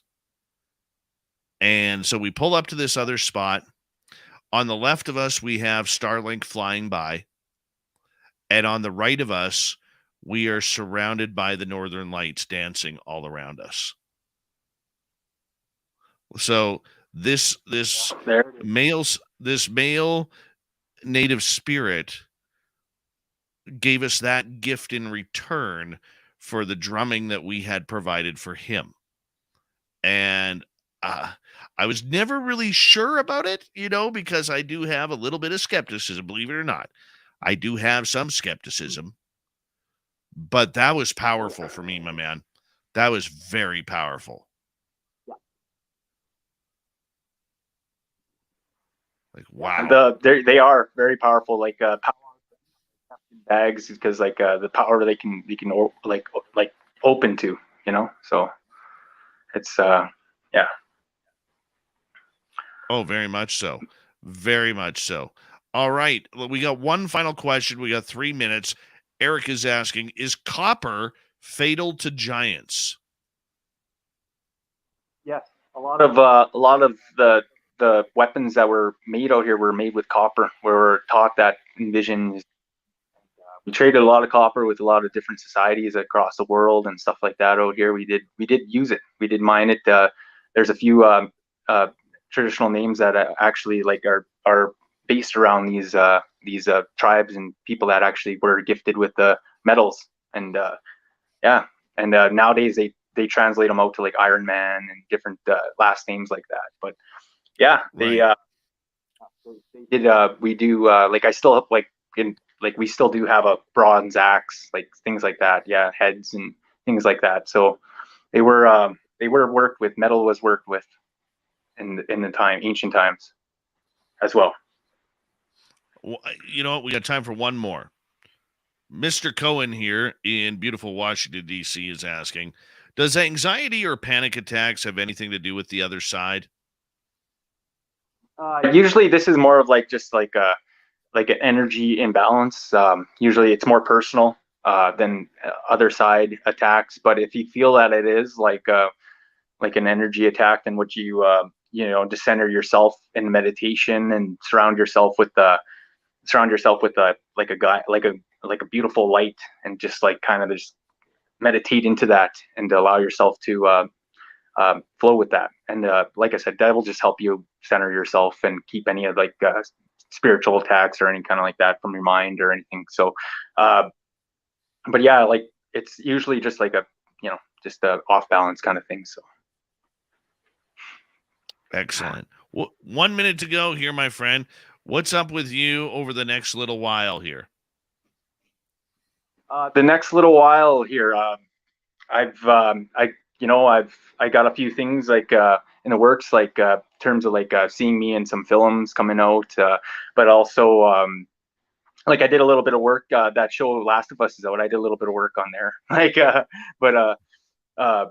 so and a few other films that will be out soon. But other than that, like event wise in my community, I'm taking all the youth out for a fishing trip so we can so I can teach them some of the ways about the lake and some of these tales and teach them and just passing that on forward there, and just living my life every day, encounters, and keeping my eyes to the sky for all the ships, the beautiful Galactic Alliance making its presence known, and all these wonderful like tales and things that are just showing up in my world that I'm just so glad to hear and so grateful to be a part of, and like it's so awesome. And thank you so much for giving me this time to speak on this platform and be here and for everyone. And it's such a blessing, dude. So thank you for that. Appreciate it so much. Oh, well, I can guarantee we are going to do it again very, very soon. We'll have to talk Las Vegas with you as well. Travis Willier Moostoos, our favorite monster hunter from the Cree Nation in Edmonton, Alberta. Coming up next, we're going to head to the swamp. Then Super Duke returns with the Cryptid Report. Hour 3 is next. Fantastic. Good to have you here. Appreciate you, that was awesome. That was awesome. I love it. Yeah, I love man. Just man, and I enjoy so much when people are intrigued to hear it. So. Oh yeah. Well, you're one of the best out there, buddy. You are one of the best, and that's why we keep bringing you on. And like I said, we'll do it again. We'll do it every couple of months. I don't care. I'm a fan. I'm a fan, buddy. Awesome. Excellent. Great, man. Appreciate it. All right, brother. I'm going to let you go and enjoy your evening. Thank you for coming in on such short notice, my man. I really do appreciate that. Grumpy Bird said he was born in Saddle Lake. Born in Saddle Lake. Yes. So you might hear about some of these guys. Cardinal, George Cardinal, I think was his name. He used to do the blessings over the Saddle Lake for the jaguar creature. You can find it in the paper. There was a paper. Message me on Facebook. Connect with me. I'll send you the. All right, buddy. I know you're in the you're often in our chat room as Travis W. So if anybody ever sees Travis W in our chat room, that is Travis on screen. I'm gonna let you go. Thank you so much, my man. You take care. Okay, we'll talk soon. See you later. Travis Willier Moostoos right there. God, I love that guy. Love him. He's just amazing. I'll be right back, guys.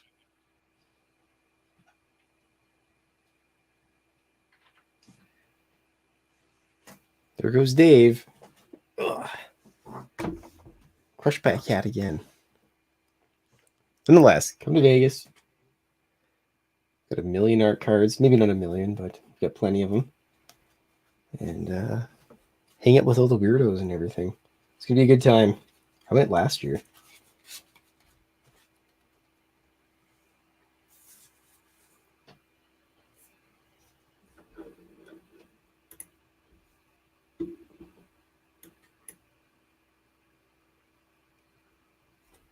Yes, Penny Van, the cats are always clawing at me. Not much you can do about it, though. Ooh, hold on a second. I think I got some power here to...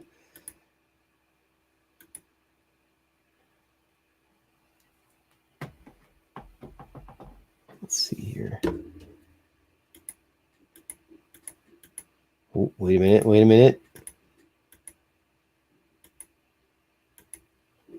That's not what I'm looking for. Well, apparently I don't have any fancy settings. We can put Dave up there. Oh, look at that. I guess we can kind of scoot that over. Logo's in the way. That's all right.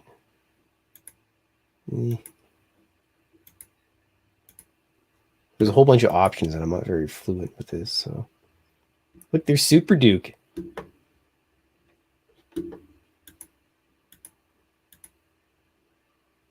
Well, I think that's probably the best one. Maybe.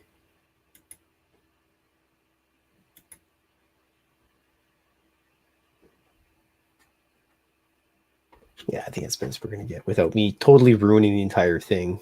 Close the entire show off and just get fired from drawing cartoons.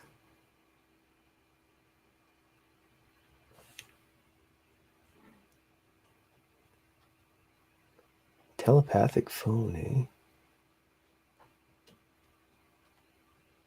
Well, nonetheless, got the aliens, reptilians, to be exact. They got their masks on.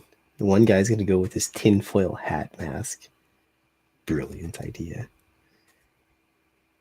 That'd be the coolest thing if some like politician or someone just pulled off a mask and they were a reptilian creature. Read on TV, live TV during Stanley Cup finals or something. That'd be awesome.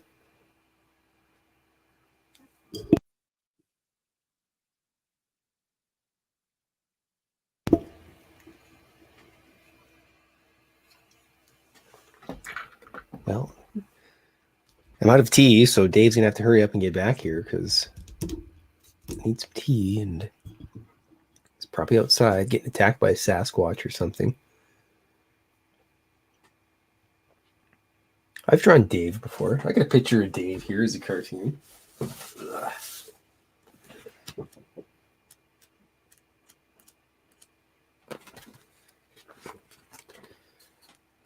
There's Dave as a cartoon. Also, Dave was kind enough to write me a little foreword in my book. Thanks for that, Dave. I did write forward. That's the first time I've ever done that. Well, that's the coolest thing in the world, so I appreciate that. Yeah, bring a copy for me so I can buy it from you, please. I think I can do that. Thanks, buddy. Okay, I'm gonna because I want a copy of that. I'm gonna go and pet the cats. Hold on, what does this one say? Hold on. Well, I tried to get the big picture, but I couldn't. There you go. Yeah, there we go. There we are. Brilliant. Beautiful filth. Because the reptilians were in human masks. Nice. Yes. Very nice. You got to draw a Vegas one like that with aliens in the casino. But we got 10 seconds left, Phil, so I'm going to have to butt in here and say thank you to all of our super chatters tonight. You guys are amazing. Thank you for the love and support. Really do appreciate it. Here comes hour 3.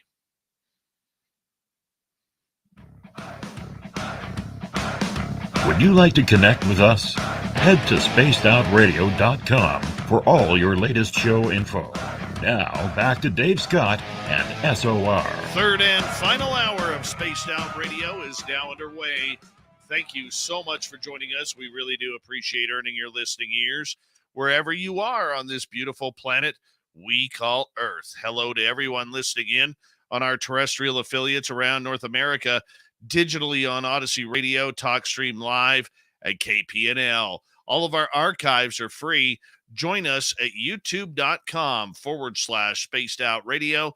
Do old Davey the favor, hit that subscribe button. The Desert Clam has set the password for tonight in the SOR Space Travelers Club. Navis.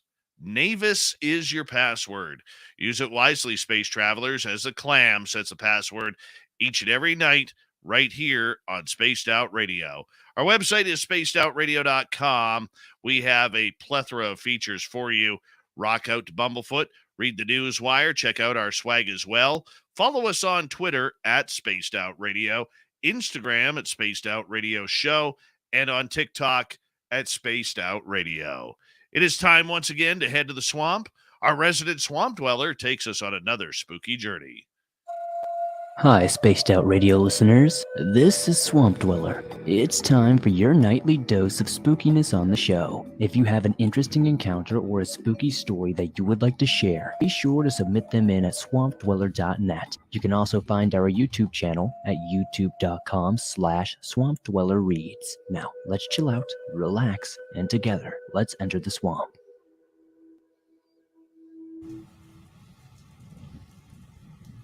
I'm a 17-year-old guy currently living in Phoenix, Arizona. Around 6 months ago, this incident took place on an overnight trip into the Superstition Mountains, about an hour's drive east of Phoenix. I'm not going to specify the exact trail because I've been doing this a long time and I know enough what happens when you post things on the internet.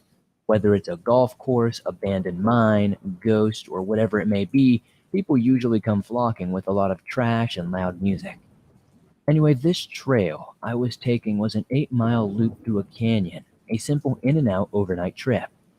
I planned to go with my friend, but the last-minute cancellation on his part left me on my own. So, with a packed bag and a car ready to go, I decided to go independently. I was not leaving the house on time and having trouble navigating through forest roads. I didn't arrive at the trailhead until around 5:45. For those of you who don't backpack, this is a huge no-no. I had about a 4-mile hike until I arrived at my planned camping spot, and it was getting dark fast, so I figured I would move quick. I could get at least 2 to 3 miles in before I had to find a spot to stop. This strategy left me hiking a very dark trail on my own with about 15 miles of dirt road between me and anyone else. Walking in the dark by itself can be scary, especially for where I was being on my own. Eventually, it got so dark that I could only see where my headlamp was pointing, and that's when I figured I needed to stop and set up a camp for the night. With only using the headlamp as my light source and trying to move fast, I ended up in a less than ideal spot. But there were some burnt pieces of wood in the remains of a fire circle, hence it looked like people had been there before, but not very recently. My priority was to get a fire going. I scanned the area and was able to find some dry wood, and I got the fire going. I got my tarp out, set it up, and cracked open a can of chili mac I had brought with me. I was looking forward to eating, as I was very tired. I felt good, my camp was set up, and my food was on the fire. The uneasiness that I had from the hike had almost gone away completely, and concern from the walk-in had virtually gone away. But it was still there, a side effect of camping alone in remote areas. To fully understand what happened, I must explain how my camp was set up. The site I had picked was a small clearing surrounded by large pine trees with the trail about 30 feet to my left. When you are in the woods and have a fire going, the fire casts a circle of light around it and everything on the edge of that circle. And past it, you're pitch black. I was sitting on the ground near my fire eating dinner when a small rock about the size of a marble was thrown into my camp. I looked at the tiny rock in shock as I was positive that I was the only person on this trail that night. I immediately turned my light on and towards the area where I'd seen the rock come from, and due to the density of pines and brush, I could only see about 10 feet. I spent the next 15 minutes in disbelief as I scanned the tree line that surrounded me, searching for whoever had thrown that rock, not daring to stray too far away from the fire that, in hindsight, offered me a false sense of security.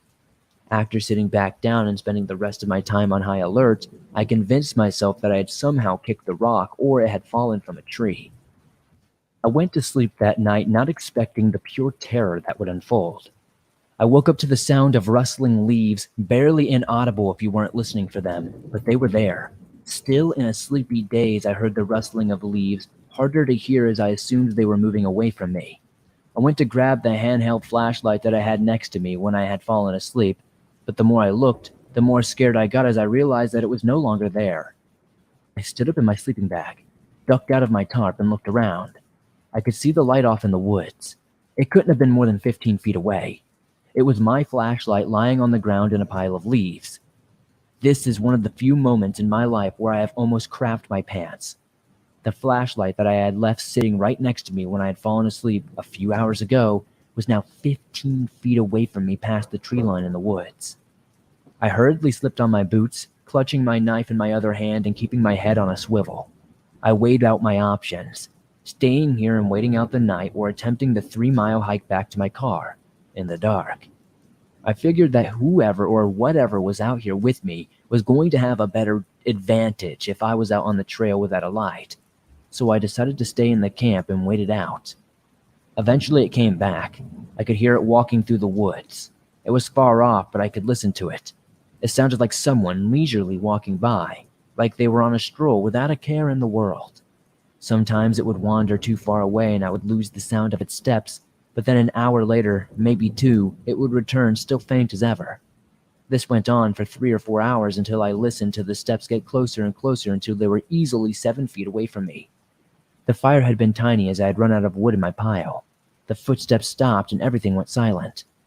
I sat there for 2 hours, clutching a knife in my hand, praying for 2 hours, taking the knife into my other hand and praying that I would hear nothing else. I stayed like that until the sun cast enough light to see that I was alone at my campsite. I packed my things up and speed walked the hell out of there. I did a record 3-mile hike.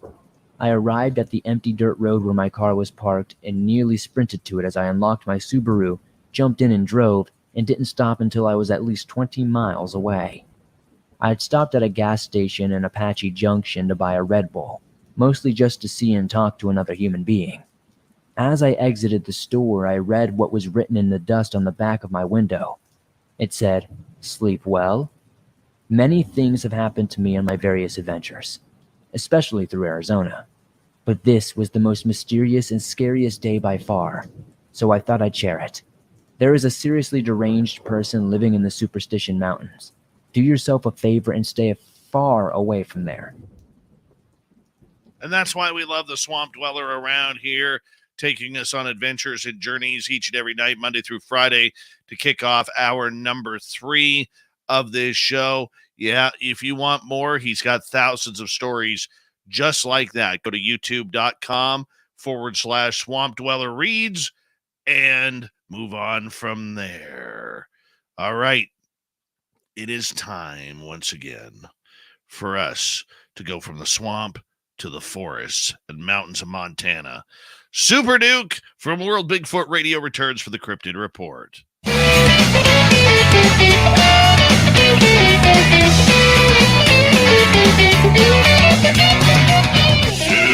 Duke,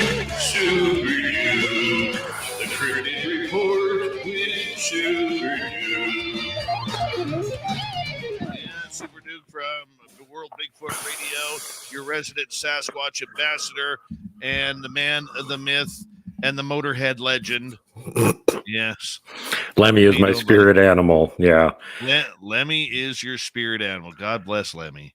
And the background here, you can see I got a brand new Bigfoot t-shirt hanging up in the studio. And this is a good example of how much saturation there is with Bigfoot merchandise and memorabilia, paraphernalia, etc. here in Montana.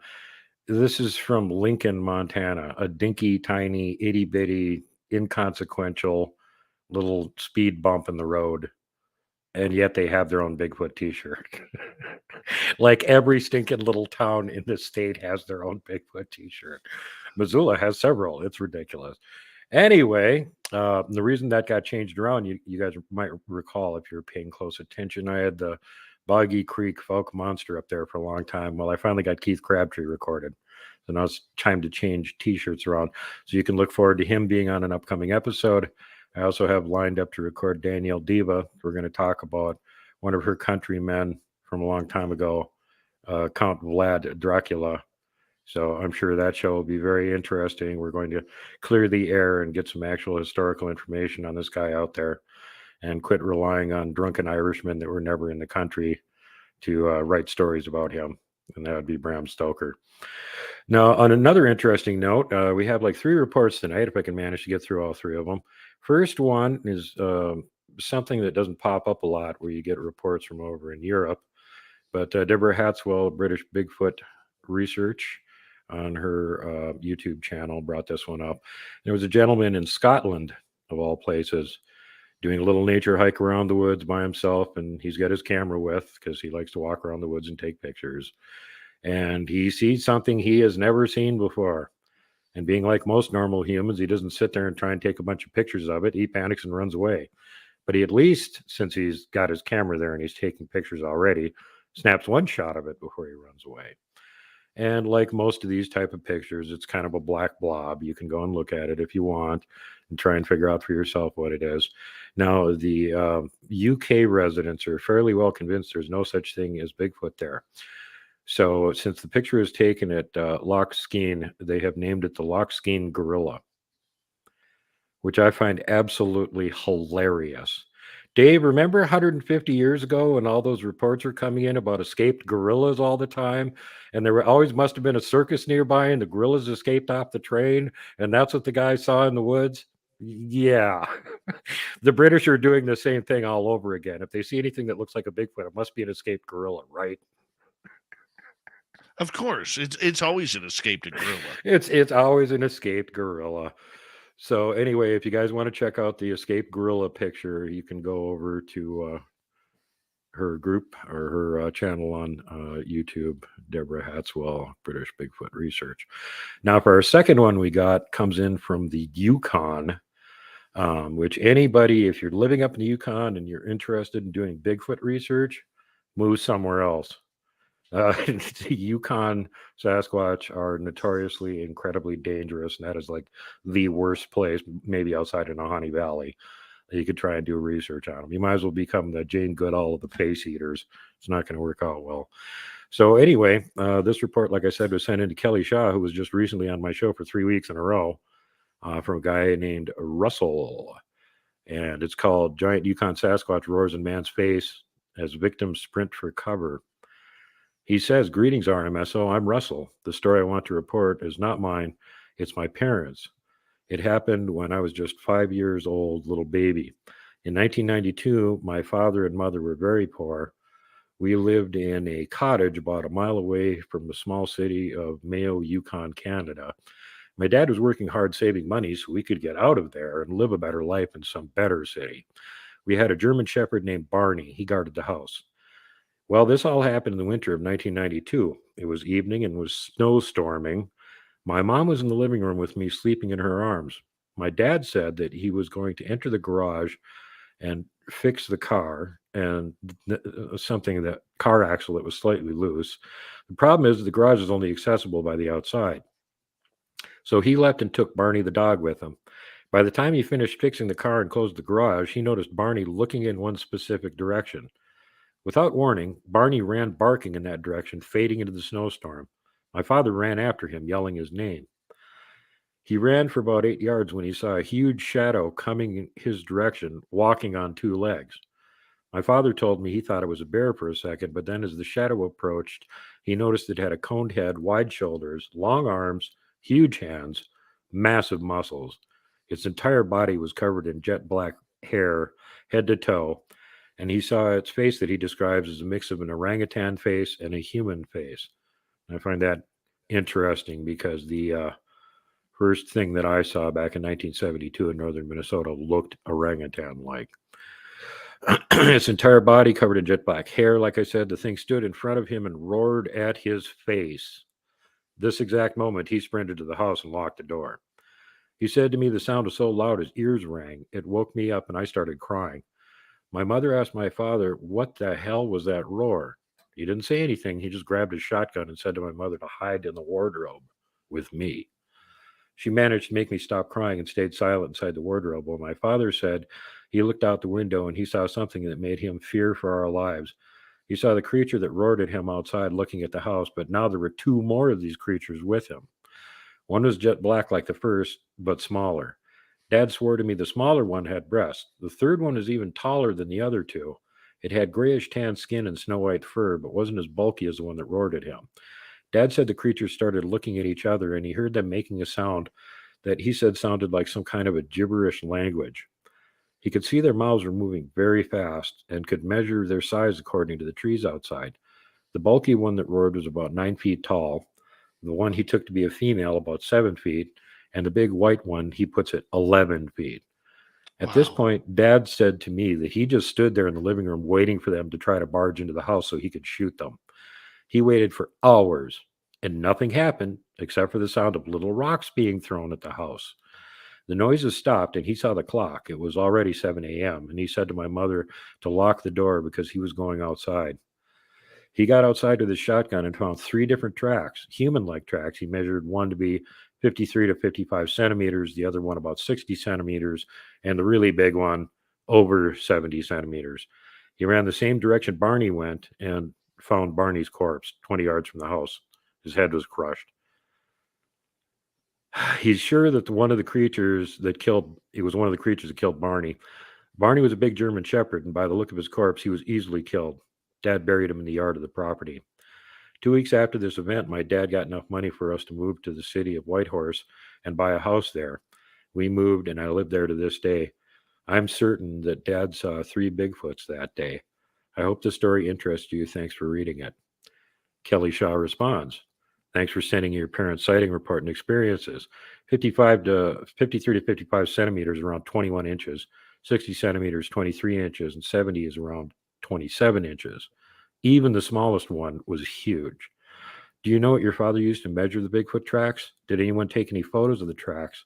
Or do you have a photo of the homestead where all this happened? Russell replies, hi, I talked with my father about these details, and he said to me that at the time they only had money for food and all the basics. They were very poor and didn't have a camera, so he never took a photo of the house or the tracks. He said he measured the footprints in the snow with 2 school scales, each one 30 centimeters. He said the smaller footprints, the female was about 55 centimeters, footprints of the big one were a little bit bigger, et cetera, et cetera. We kind of covered that already. My dad measured them. He believed the big one was too heavy and was dragging his feet, which could have been why the footprint looked so big, but he wasn't sure. My father said one more thing. The big one looked old and was a little hunchback too.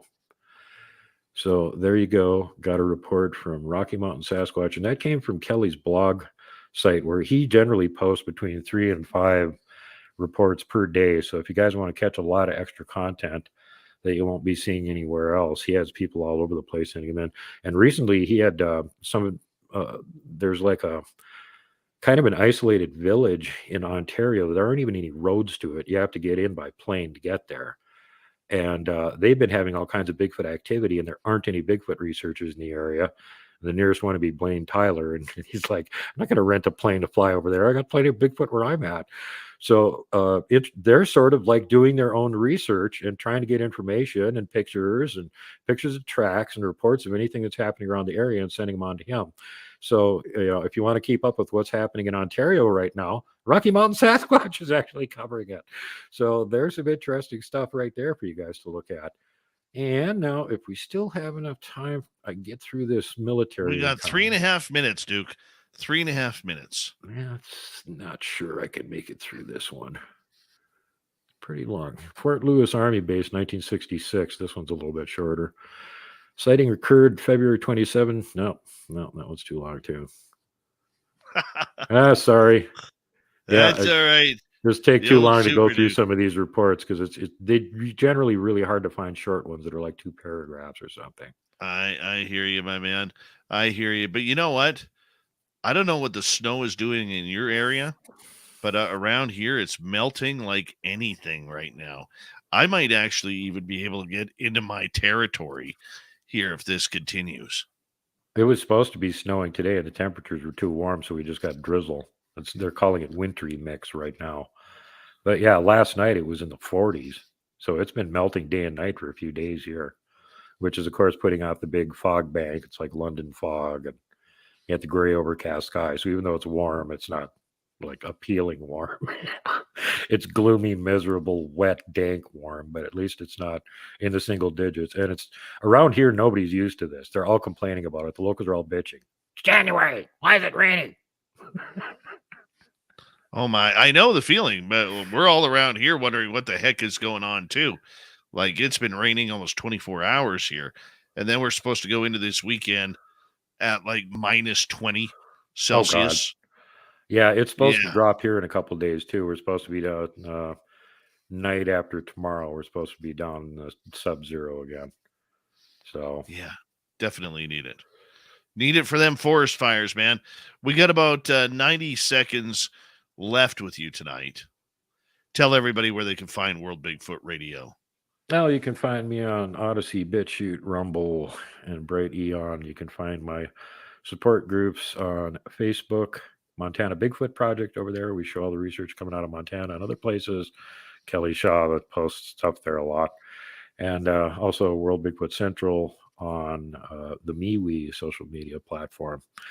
And I was just looking today, but this is interesting since we have a few seconds left. I was kind of curious how I'm actually doing on some of these other platforms now that I've been posting over there for a few years. And, you know, sometimes you kind of forget to go look at these things. So I wanted to see how I was doing on Rumble and who else was over there posting Bigfoot content. And, you know, I had Buckeye Bigfoot and NVTV and PacWest Bigfoot, a bunch of other ones. And how did my channel stack up to them? Well, as it turns out, I have the biggest Bigfoot channel on Rumble. I have 3 times as many subs as number 2, who is Buckeye Bigfoot. So I may not be the king of the hill on YouTube, but I am on Rumble. Come on over and sub me there too. And there is exclusive content on that platform that's not on YouTube. I love it. I love it. Duke, it is always a pleasure to have you on Spaced Out Radio. Very excited to have you back next week. You're one of the good guys out there, my friend. And keep the search on, and you know, make sure you check under your bed for Wookiees that are hiding under there each and every night, my man. And do like the boogeyman, check under your bed before you go to sleep in the morning to make sure Chuck Norris isn't there. You got that right. You got that right. Super Duke for World Bigfoot Radio. Coming up next, it's Dave 101 night. Oh, and I'm not happy with the way the UFO world is turning. The soap opera called UAP continues, and it's got a bad taste in my mouth. You'll find out why next on Spaced Out Radio.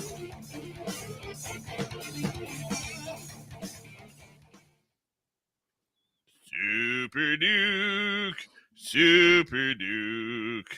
Mm-hmm. The Cryptid Report with Super Duke. Hey, I hope you enjoyed having Tex fill in for me earlier this week. And, you know, he texted me when he was out there finding those handprints going, Duke, what the hell are these? Are these little people? And he described them and went, no, those sound like squatchlet handprints, you know. It's a little baby squatch. You got handprints from them. What's a squatch? Squatchlets. I don't know what a squatch is. A squatchlet's a baby Sasquatch.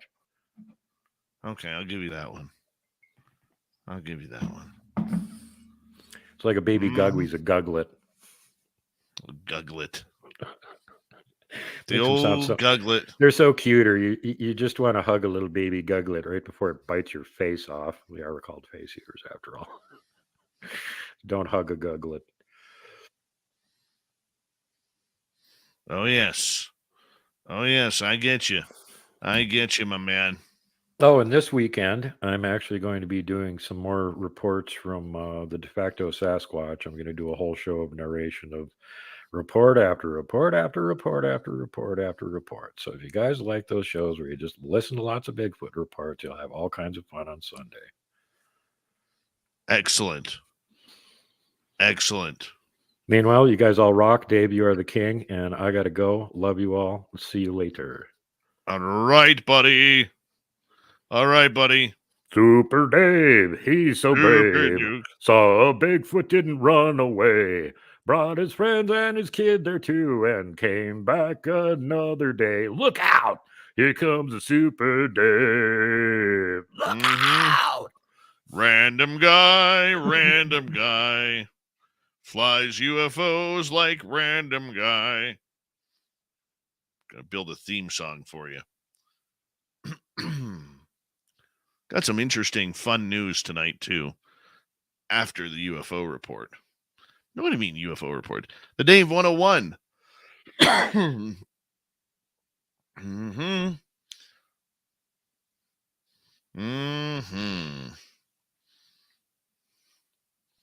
Interesting times, man. Interesting times.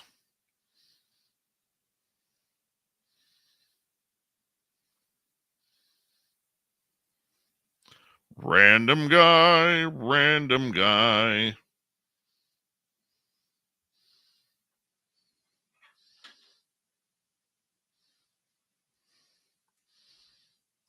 That's right, Grandizer.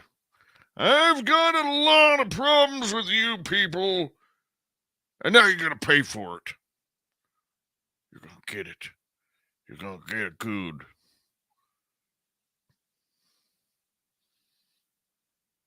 Hey, it's the Michael Leger.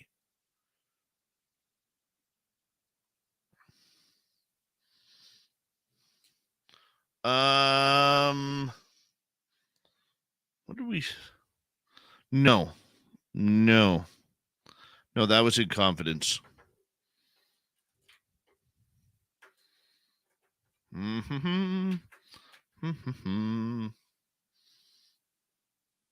Random guy learned to fly, saw strange shit up in the sky.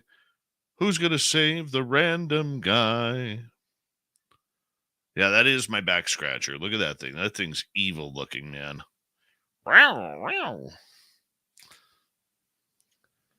Because I hate paper straws, I even carry a metal straw with me now. How sad is that? Seriously, how sad is that you got to carry your own straw? Right? There's my little Bigfoot on my keychain. But how sad is that you got to carry your own straw now? Because I hate those damn paper straws.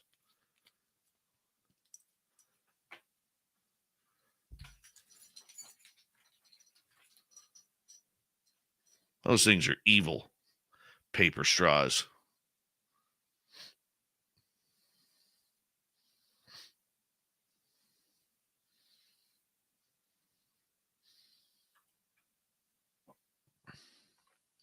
Big thank you to Juan W. Decker ×3, Simon, Pam, Blue Cruise, Mr. Catfish, Saucer, Jeremy, Atlantis, Renee, Thomas, Deb, Vaughn, Tim, and Susie for the amazing super chats. Very much appreciate the love and support tonight, everyone. Thank you so much. And I do want to see all of you there if you can make it to Las Vegas, May 19th through 21st, 2023, at the Golden Nugget for our second annual fan party. We are gathering our special guests as we speak, and it's going to be a great time. Check the ticker below on our YouTube channel to make sure you get your email into info@spacedoutradio.com. Here we go.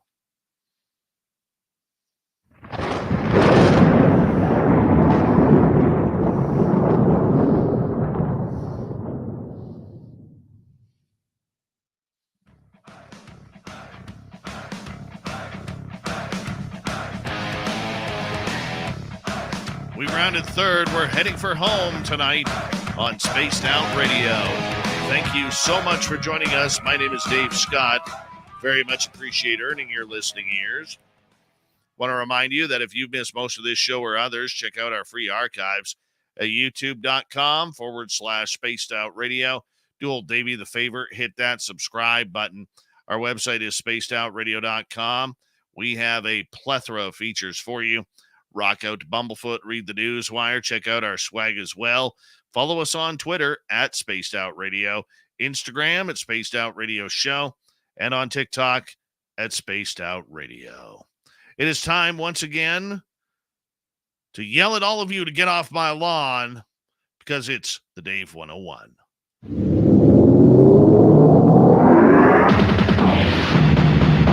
It's time for Dave 101.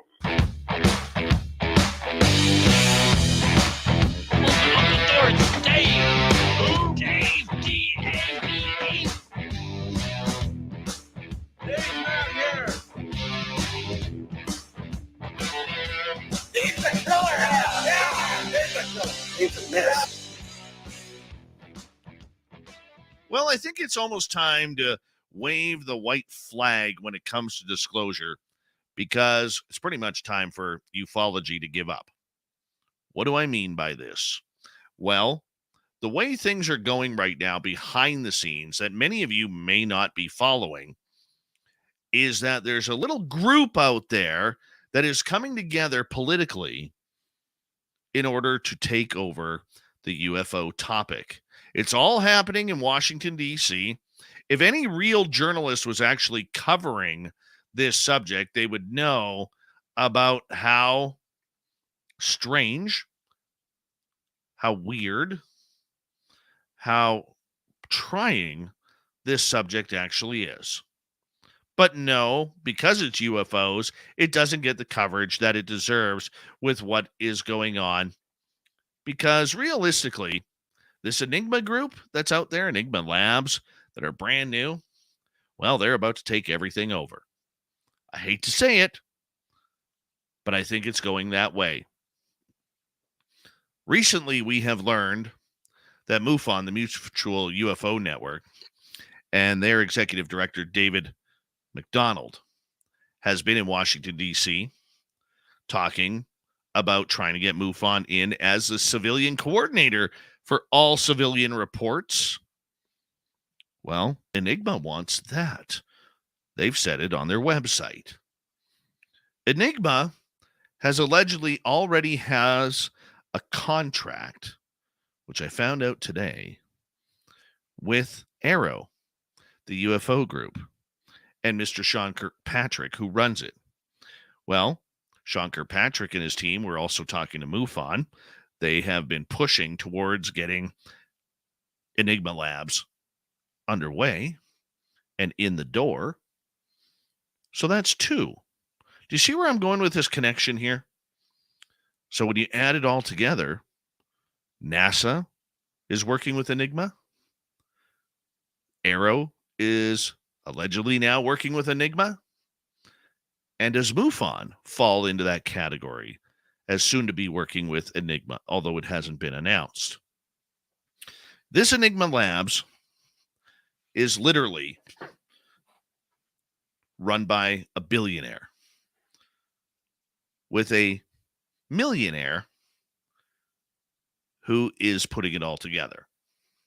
Yes, Peter Thiel, who's very well known in PayPal, in Facebook, in social media, as well as with government contracts, as well with a high influence and donations to who gets elected in the United States, has thrown about $5 to $8 million into the UFO brand called Enigma Labs. And they're being so secretive about it, they don't want anybody to know.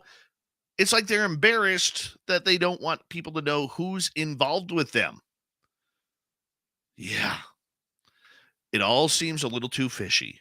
How this group comes out of nowhere and allegedly gets a contract with the brand new Arrow program in Washington, D.C., They're asking for reports from pilots, both commercial and military. They want to run it all. They're asking for civilian reports to come on in. Well, unless they have a team of operators that is standing by 24/7 at $5.99 a minute, I would suggest do not give them your report because you know where it's going. Do you really need any alphabet agency, spy agency, having your personal information about your own ET contact, about your own UFO contact, or what you witnessed in the sky? As a good friend has said, giving your info to Enigma equals giving your info to the CIA. Now, that's something I don't want, even though they probably have all my stuff for me doing this show for 8.5 years. Pretty sure that they do. No, it's a sad day for ufology when one group, brought to you by millions, has come in and swept it all up, and they will sweep it all under the cover in the name of profit. Profit from budgets, profit from the government. And that's what they're going to do. It may not look like it yet, but mark my words, because I don't think I'm wrong. And it's funny to watch the big players in the background, behind the scenes, all scrambling to figure out whether or not Enigma should be supported. There are many out there, believe it or not, who are not supporting this drive for one way or another. It feels to a few people I've talked to that they are being bought off for their information. And trust me when I say this, Enigma is throwing some big money at some big name people within ufology. We're talking 6 figures. If they came to me and offered me 6 figures, I would say no.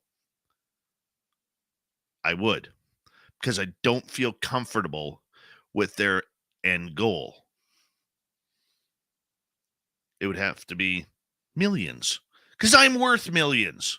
Trillions, maybe. No, they don't have that, but maybe $1 billion from Peter Thiel. He can afford it. He can give up one to old Davy. But nonetheless, what does this mean for you? You, the public, who has had an experience so extraordinary that all you're looking for is an answer. Well, let me tell you this. The doors are tightening and they're closing.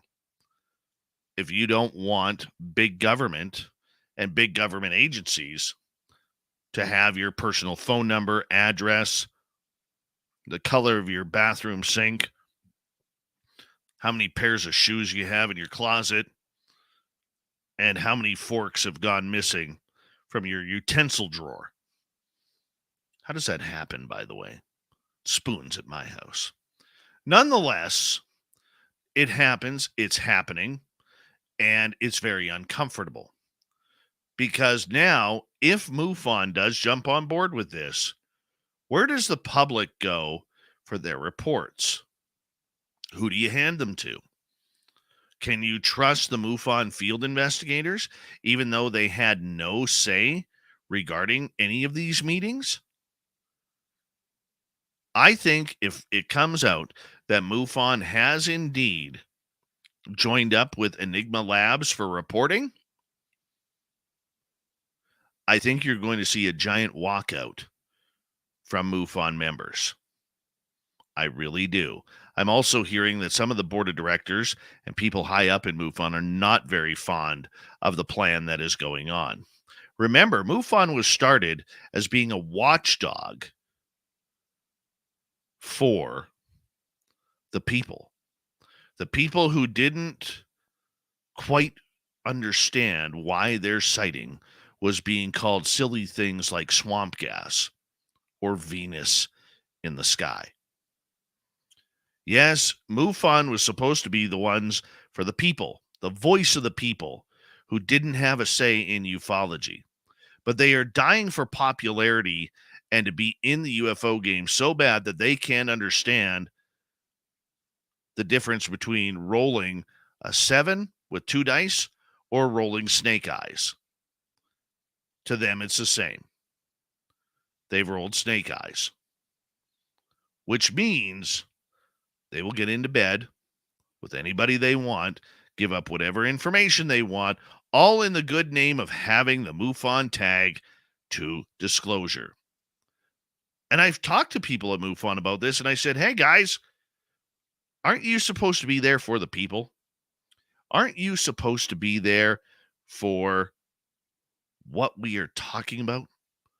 What we are seeing, experiencing? I've talked to a couple of state directors for MUFON who are unsure of what they're doing. Their teams are standing pat right now, wondering what the hell is going on. Yes, ufology and disclosure are in trouble. This is officially a government game.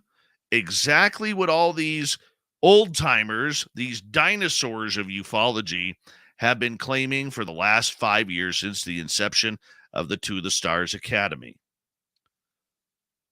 And here we are. Where do you go for your reports? Now, some will blindly follow Enigma. It happens to every group. Okay? If there's a split off of this show, we lose listeners because they go with other hosts. No, this is about control, everyone. This is about controlling the narrative. We have always said on this show, and we have stayed true to this word, that this is a narrative that is being played out.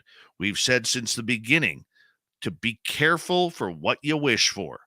And this is the reason why we have always said, and I say this as a reminder, that we are in a confirmation movement, not a disclosure movement. For remember, disclosure means information. Confirmation is just confirmation of the unknown to the known. We know that UFOs are here. The government knows that UFOs are here. Even the janitors at Area 51 know that aliens are here. But some may laugh at it differently. This goes beyond what Lockheed Martin is doing. This goes beyond what Boeing is doing or Raytheon or any other defense contractor. They just want the toys. And they're building those toys. But this is about UFOs and what people are seeing. And right now, there are a bunch of orphans out there in UFO land who really will have nowhere to go very soon. So find your place to gather. Find your place to share information, and I don't recommend Facebook groups. What I do recommend is some brainiac out there who has the money to back it to create a watchdog group where people can turn in their reports and people can feel comfortable that their information is going to be protected. It's not about an app on a phone. It's not about making sure that you have the latest and greatest in technology sitting in your hand. So when you get that UFO, you can send it there in real time. Who cares about that? Some do. I don't. For me, it's making sure that you, the experiencer or the eyewitness, has your information protected. And right now, I cannot say anywhere that I know of that will protect your privacy, your phone numbers, your address, your date of birth, how many people are in your family, your middle names, your dog's name, your email, where you work, and everything that belongs personally to you. Sit on those and wait for somebody to be the knight in shining armor who comes down from the sky above riding a horse with a spear, ready to poke the eyes out of those who are taking over the narrative. And trust me, that narrative is not going anywhere for a long, long time. I hate to be the man of doom and gloom, but I say all of this to protect you out there, to make sure that you understand that going to MUFON right now, it's dangerous, especially if you have one of those grade A reports.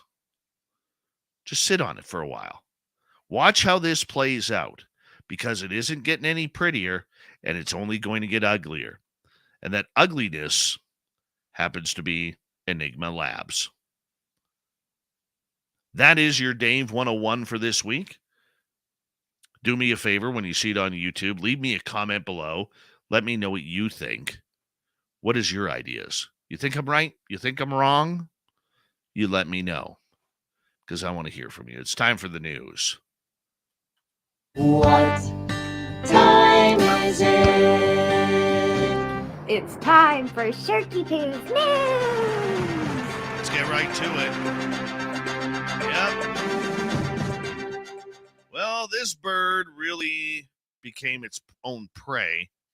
Let me explain. A Mississippi woman was so angry that the family's pet rooster pecked at her daughter's face that she decided to kill it, cook it, and eat it for dinner. Megan Schmidt said on Facebook what had happened, writing that, hey, the rooster attacked her and almost blinded her daughter. Well, it finally happened, she wrote. The post has now been deleted, by the way. One meat-old backyard rooster attacked the baby child. We were so lucky that he didn't do any more damage than he did. She included a photo in the post, first showing the girl with Hey prior to, and then the darker photo of her daughter's face being all scratched up and her neck being scratched as well, and cuts around her eyes. Well, the vengeful mom decided there's only one way, and that was chicken cannibalism. Yep. Hey was chicken nuggets for dinner, apparently. No remorse from the mama. He got what was coming to him. Mama didn't play when it comes to her babies. Schmidt also added two other photos. The first appeared to be bits of Hey sizzling in oil in a frying pan. The other showing the rooster's smiling young victim as she eats deep-fried Hey. Why not? Moving on. You can't make this stuff up, people. The man who calls himself the Black Alien gets upset sometimes because people don't understand why he's modified his body so much. Anthony Lafredo, the Frenchman who removed his ears, nostrils, and some fingers, sharpened his teeth and dyed them purple, and covered his body in extreme tattoos, says sometimes restaurants won't let him eat inside. If I want to eat at a restaurant, sometimes the server says, I can't eat on the terrace. Lafredo, who is 33 years old, says he wasn't happy living in the body he didn't belong in, finding new self-confidence from people who reportedly told him that his appearance makes him feel more secure with themselves. How about not caring about what other people think? Just a thought before you did all this body modification, but to each their own. It's a fight every day because every day you find new people who don't understand, who want to judge. It's life. Not everyone understands everything. Like me, I don't understand lots of things about lots of people. You can't judge someone. No one knows what's inside someone's head. That's true. Why are they doing that? You need to talk to the other person, continued Lafredo, who says he's just a normal guy with family and friends. Oh, and by the way, now he wants to get a leg amputated.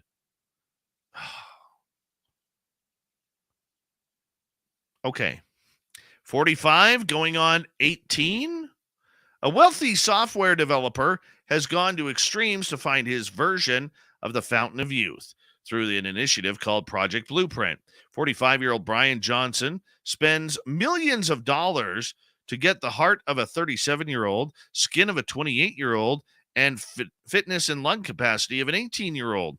Johnson's pursuit of eternal youth stems from a time when he was overweight, depressed, and nearly suicidal due to stress and working long hours.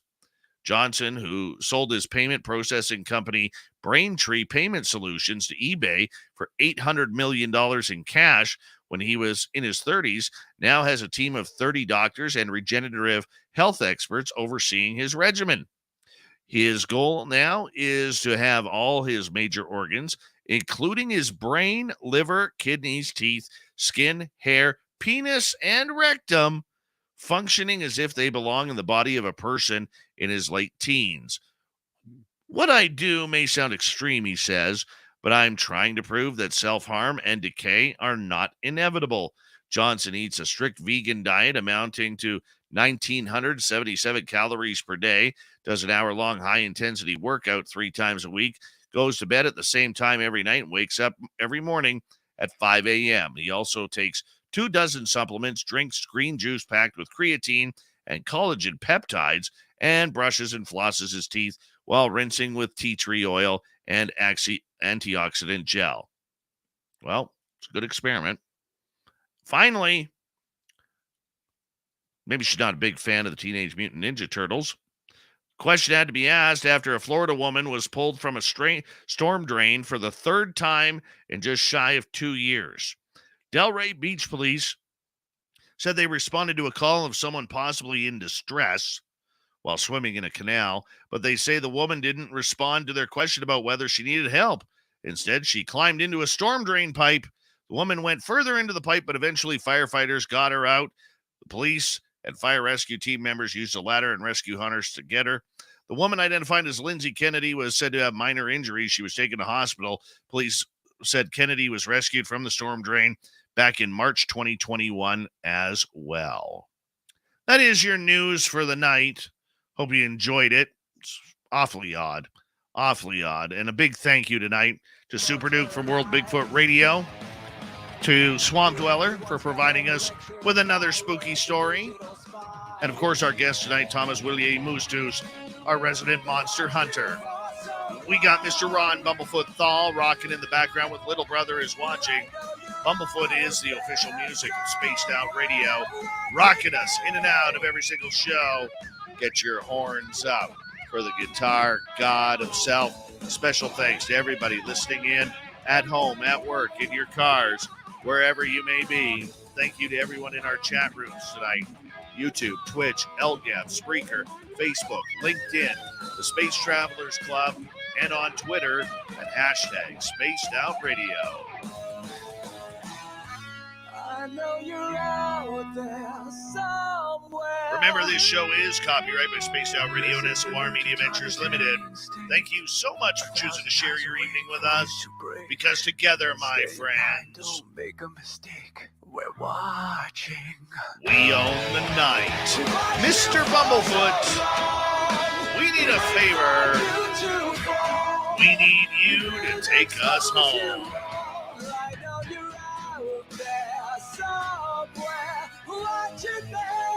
Yes, the Woo train has docked for the night. But soon, my friends, we shall ride again. Receipts are always available. Your tickets never expire. And if you want to bring a friend, we've got room for them too. Good night.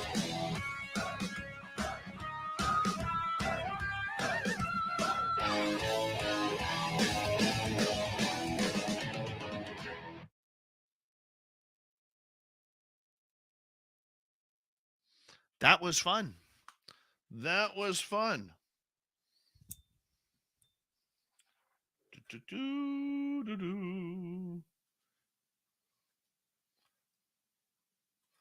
Yelsa. Like that. Let's download that. Where's my download? Right there. Right there. Manage your podcasts. View and edit. Monetize your podcast. And boom, there you go. And go here. All right. Right on. Hey, kid. Rock and roll. Rock on. Ooh, my soul. That's all right. The Michael Leger. Where'd Random Guy disappear to? Did he log off? Random guy sticks a needle in his eye.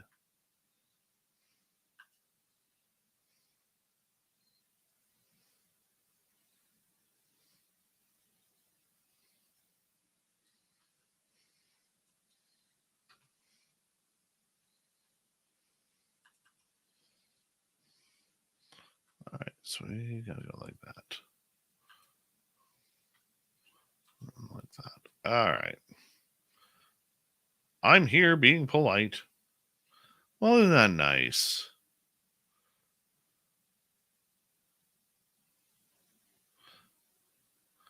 Who booted Random Guy?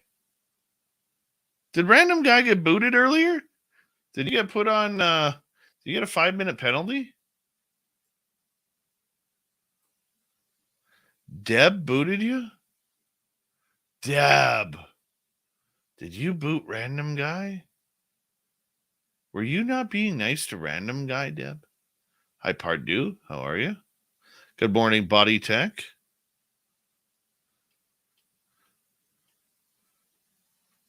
Oh, you were ZBSing. Random Guy.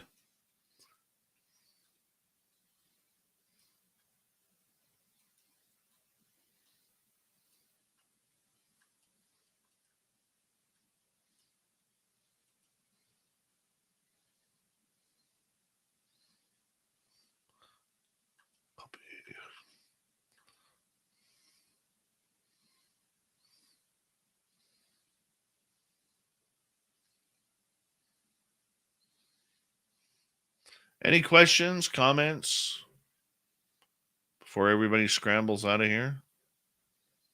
We can talk monsters. Talk anything you want.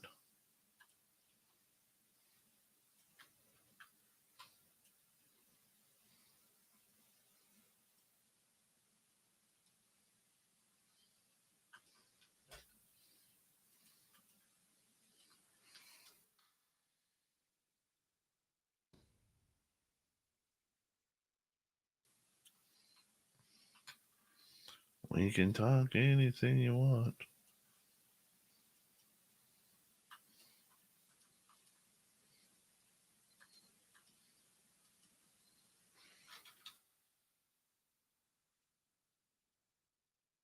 Cancel.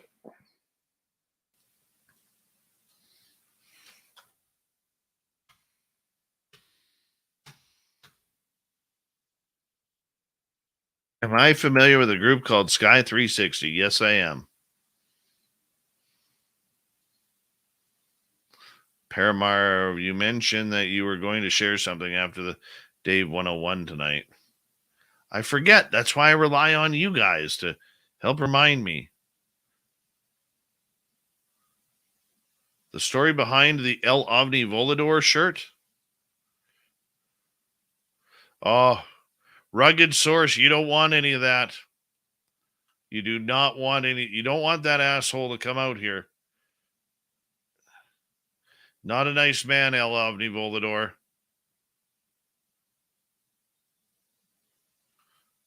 Gotta find a guest first.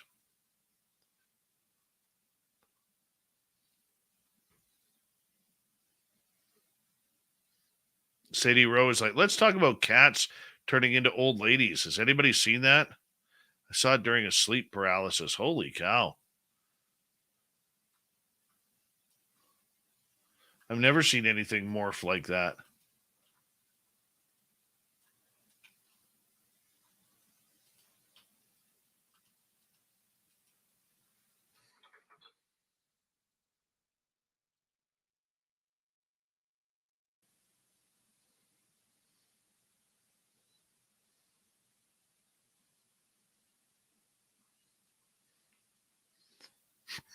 What are you talking about, Maggie? El Ovni Volador is a jerk.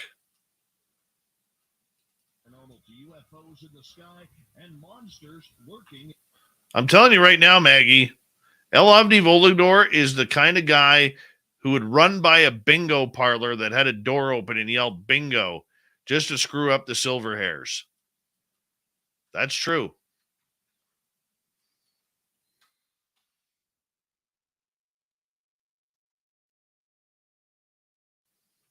He's the kind of guy who would be at the fence of Area 51, and when the camo dudes came down, he'd pick them up and suplex them, and then handcuff them together and run away into the desert.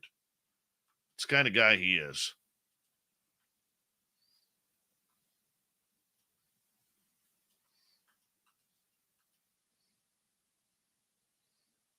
He's the kind of guy who has no problem taking a toy out of a child's hands at a children's hospital and saying, I'm taking this home for me. That is the kind of guy that El Ovni Volador is. Horrible human being. Horrible.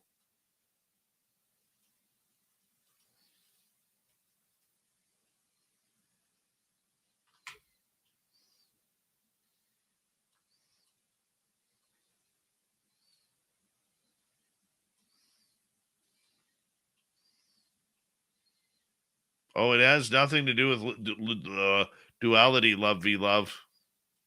Nothing to do with that. The guy's just a jerk. It's that simple. He's just a joke. Yeah, exactly. Random guy. El Ovni pushes carts into parking spaces. He's totally that guy.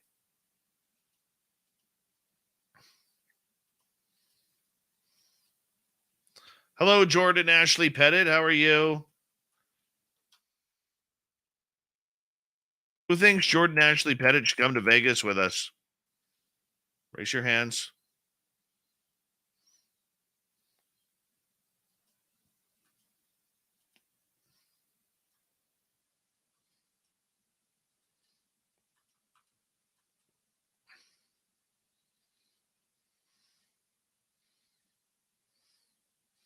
The Michael Leger. We got to make that happen. We do.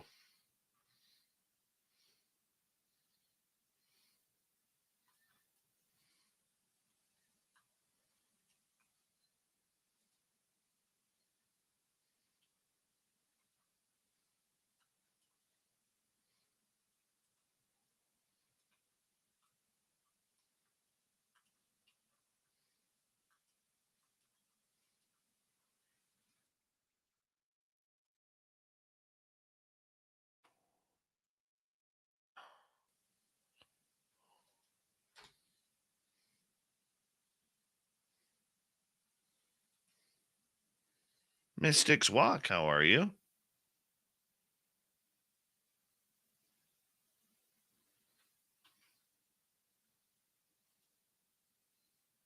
It's true. Random guy. It's totally true.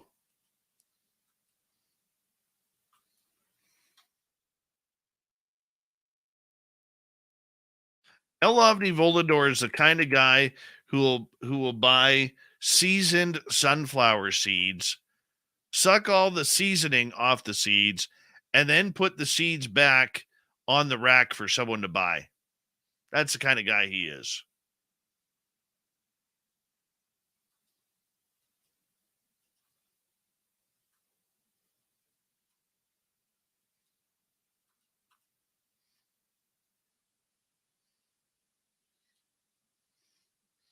Thank you, Amy WC. Oh, Susie B. Oh, yeah. He's the guy who goes into a pedicure salon, and while your toes are drying, he will literally take a razor blade and scrape part of the paint off your toenails. Yeah. Ladies, watch out. He's a jerk. That's why he's not invited to Vegas.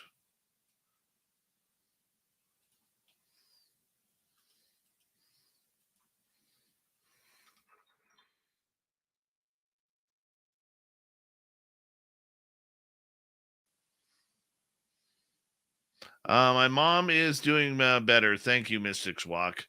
I appreciate that.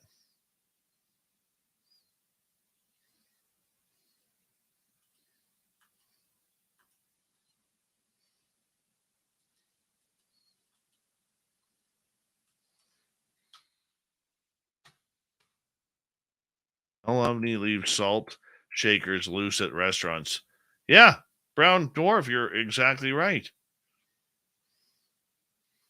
Guy's just a moron.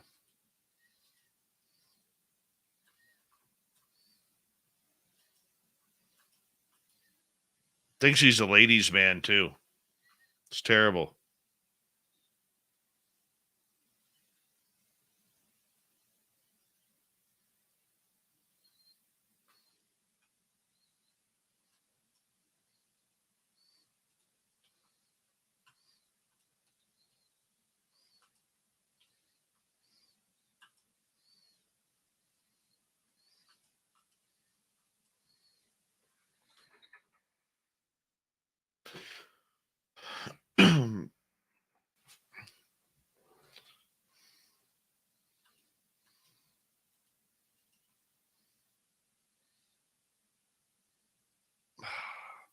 That's okay, Amy. I still love my glasses.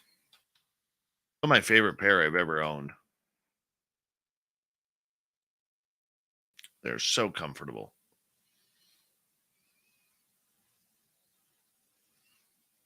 Thank you, the Michael Leger. We love you, man. We love you. The Michael Leger.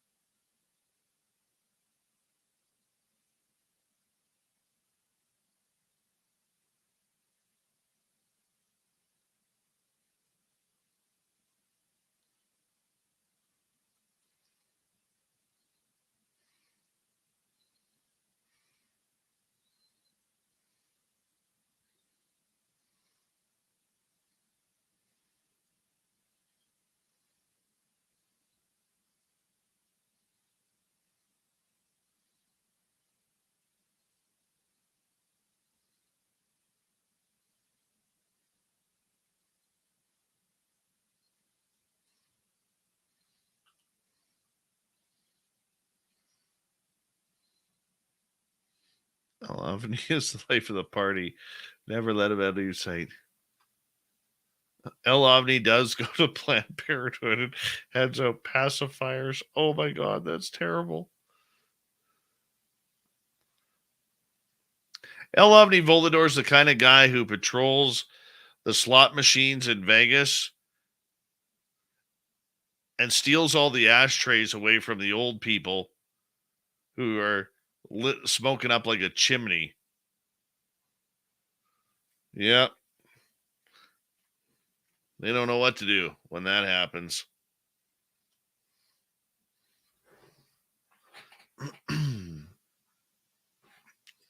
He does squeeze the toothpaste from the middle, D Swagger. Totally does. I'll be right back, guys. Bathroom break.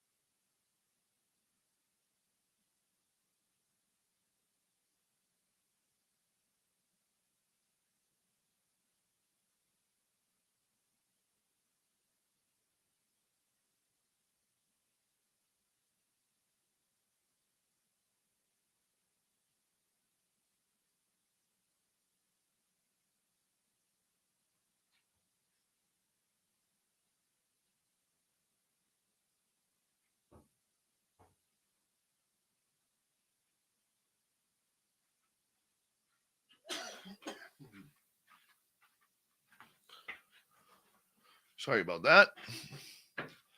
All right.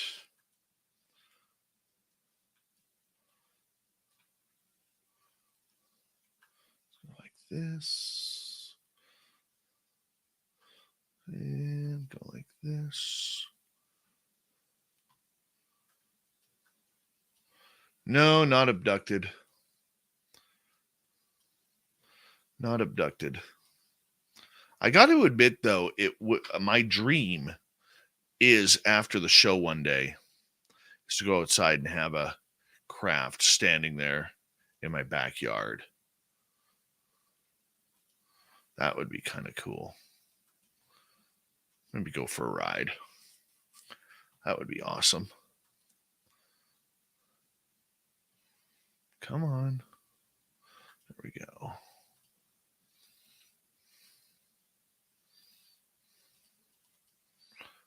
So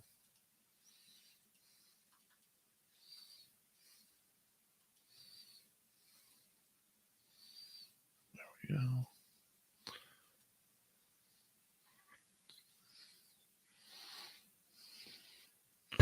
Oh shit. Just spilt water all over my desk. One sec. I gotta grab a towel.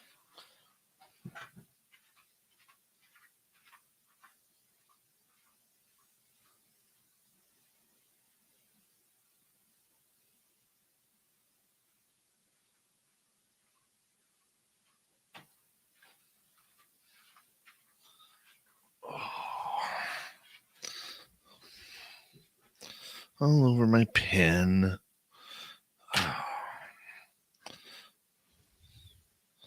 Son of a gun.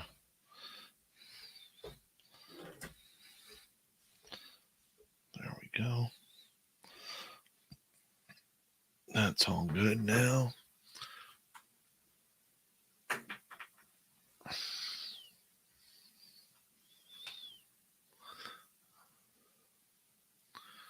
All right. Do.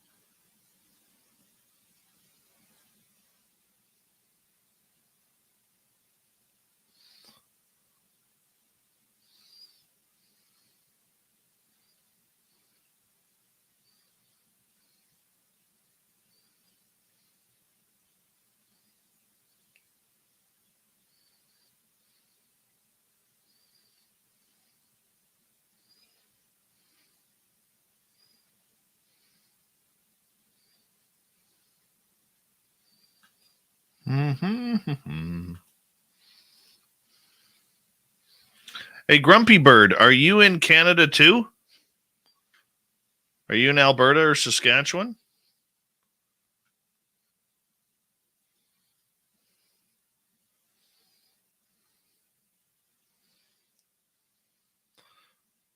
Thomas O'Keefe, the Men in Black will be in Vegas. Of course they will. Trying to disturb our party.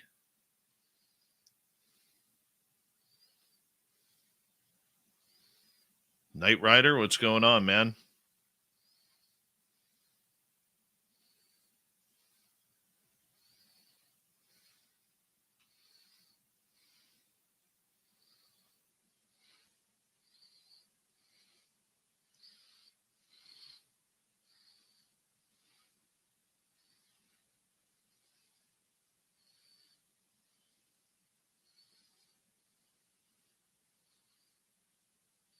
Hat Man, I think it's a tulpa that was created by people's energy. Spaced Out Radio, am not a hugger. Please don't be offended when I stand over there. Oh, you're getting a hug from me, Amy WC. I'm a hugger. Blue Cruise. Let's see here. What if there was something off or wrong with the UFO waiting for you after the show? Would you backstep to the beginning of the show, trapped in a time loop, avoiding the UFO altogether? Good question. I don't know. I really don't know.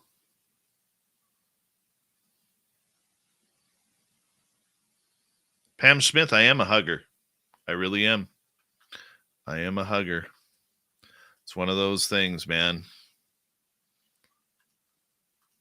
I'm not one of those uncomfortable huggers. You know, those people who like don't know when to let go. Not one of them.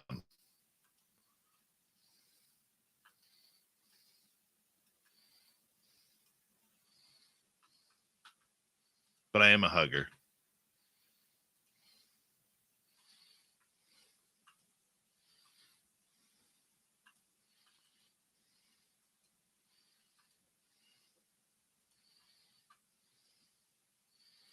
Very true, random guy. Dave is a hugger. Tim is a leg humper.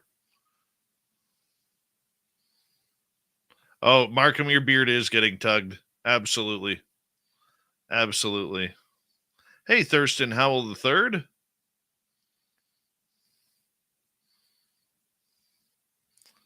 Deb, what does awkward mean? What does awkward really mean?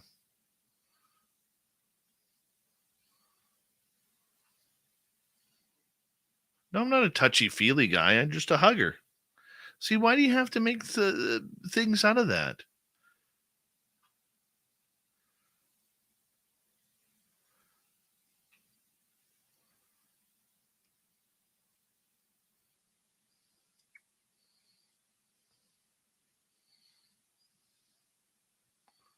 Wow. Sadie Rowe. It ain't a real hug unless it gets a little awkward.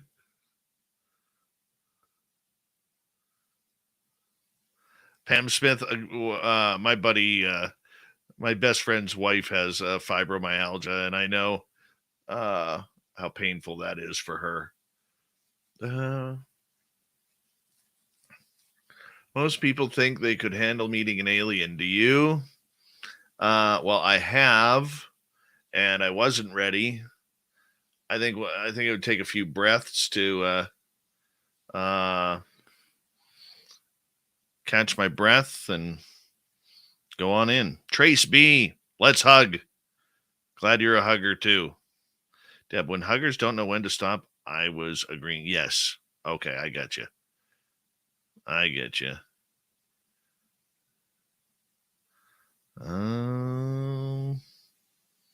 I got you, Deb. Penny Van is a death grip hugger. She won't let go until she feels a rib crack. Oh, Penny Van, telling you right now, random guy would be the guy to hug for that.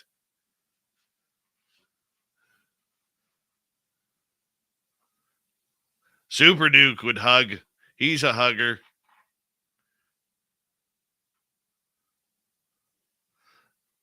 But we're family here, Thomas O'Keefe. We're family.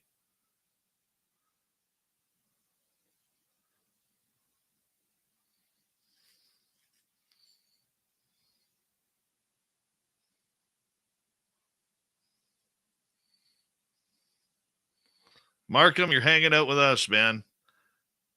AZ man likes a good hug. Jordan Ashley Pettit, she's a hugger, I can tell.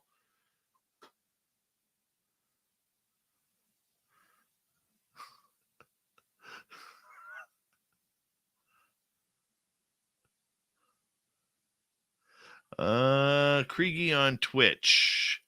Do you think they'll fake aliens with Project Bluebeam? No. No, I don't. That's why they've separated the term aliens from UFOs very successfully. They don't want people thinking aliens right now or potentially ever. They want everybody focused on UFOs. Mystics Walk. Have any of the abductees in the room ever woke up without having to pee? No. That's a good question, though.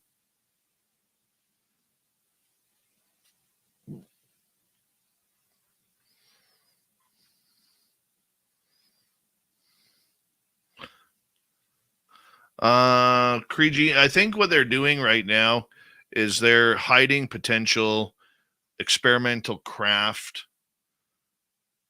And number one, but number two, they are having aircraft that they know is not Russian. They know it's not Chinese. Okay. And they don't know where it's coming from.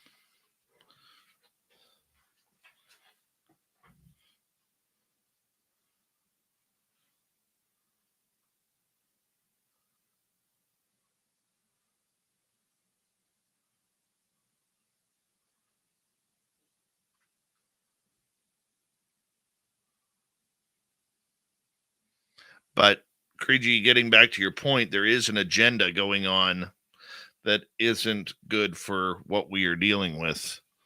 It's going to basically hide the entire program within the U.S. government.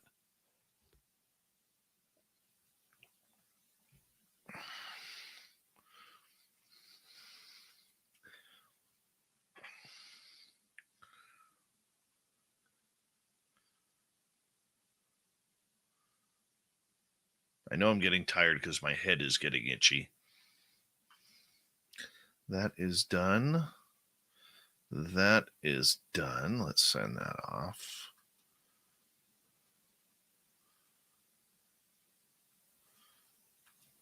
Couple more minutes here, guys. I wonder if the XB-37 is a UFO countermeasure. I don't know, but I'm sure it did some really crazy things while it was on its mission.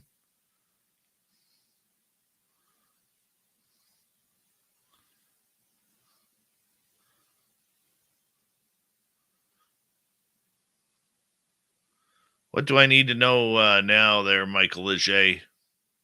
What do I need to know? I'm sorry, there's so much going on, I can't remember.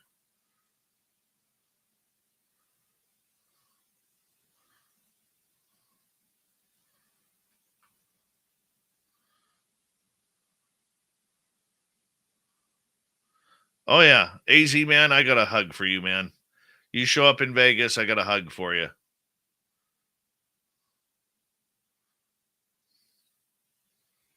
Good night, Debster.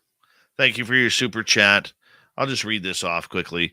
Thank you to Juan W. Decker, Simon, Pam, Bluefish, Catfish, Saucerfish, Jeremy Fish, Atlantis, W. Decker again, Renee, W. Decker a third time, Thomas, Deb, Vaughn, Tim, and Susie for the super chats tonight. Very much appreciate it.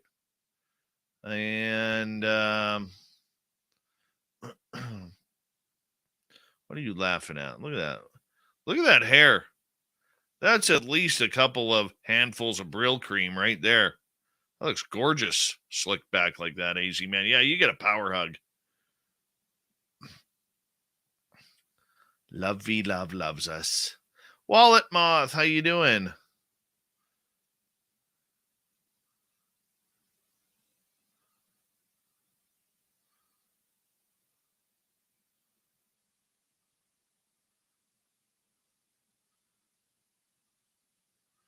Susie B.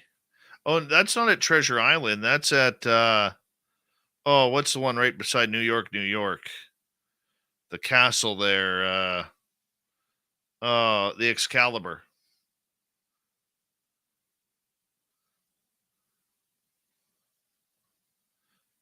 Markham, I don't know if Merle and I are taking the same flight in. I know he's gone Ukrainian on me and wants to come back a day early.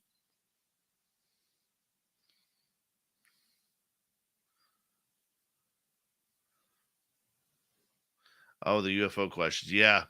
Thanks, Mikey. You have a good night, buddy. Hey, send me an email update on how you're doing with that project that you're working on for me, if you don't mind. Or you can just give me an update here. Just type it in, just good, bad, ugly, whatever it may be. Merle.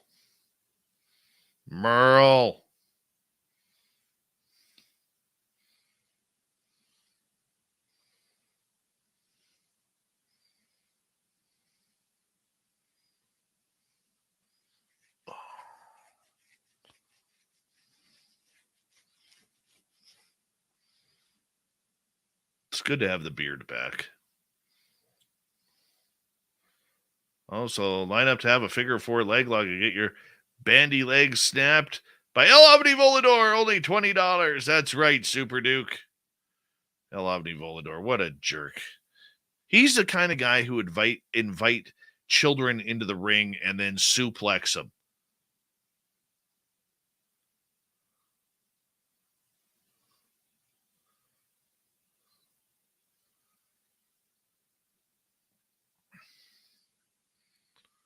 Oh, Glow Wrestling. Gorgeous Ladies of Wrestling. Remember that? The Southern Bells were my favorite.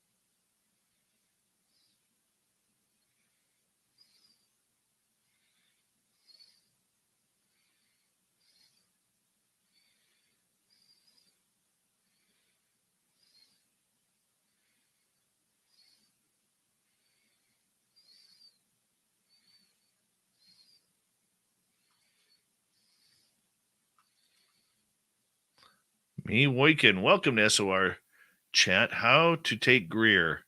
You don't take him for anything. Remember, he has he has all the secrets to the world, but he has no problem charging you between $3,500 and $5,000 to find out those secrets.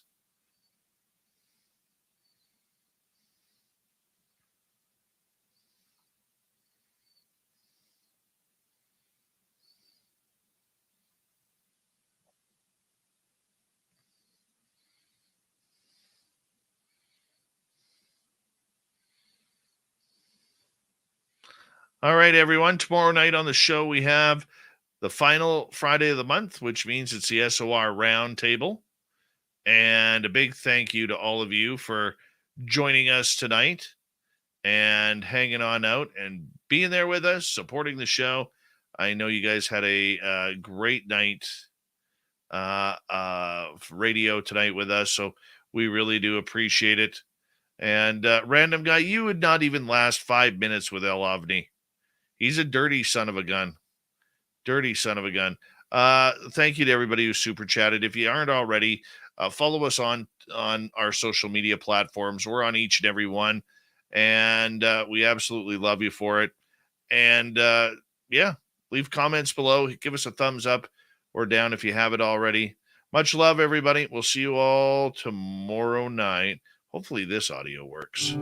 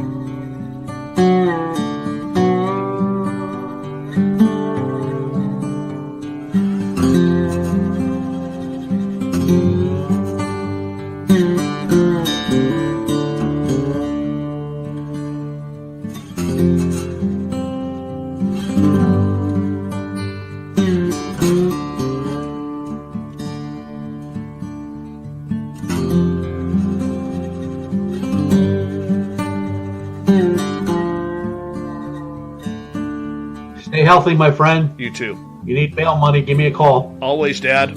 Take care. You too.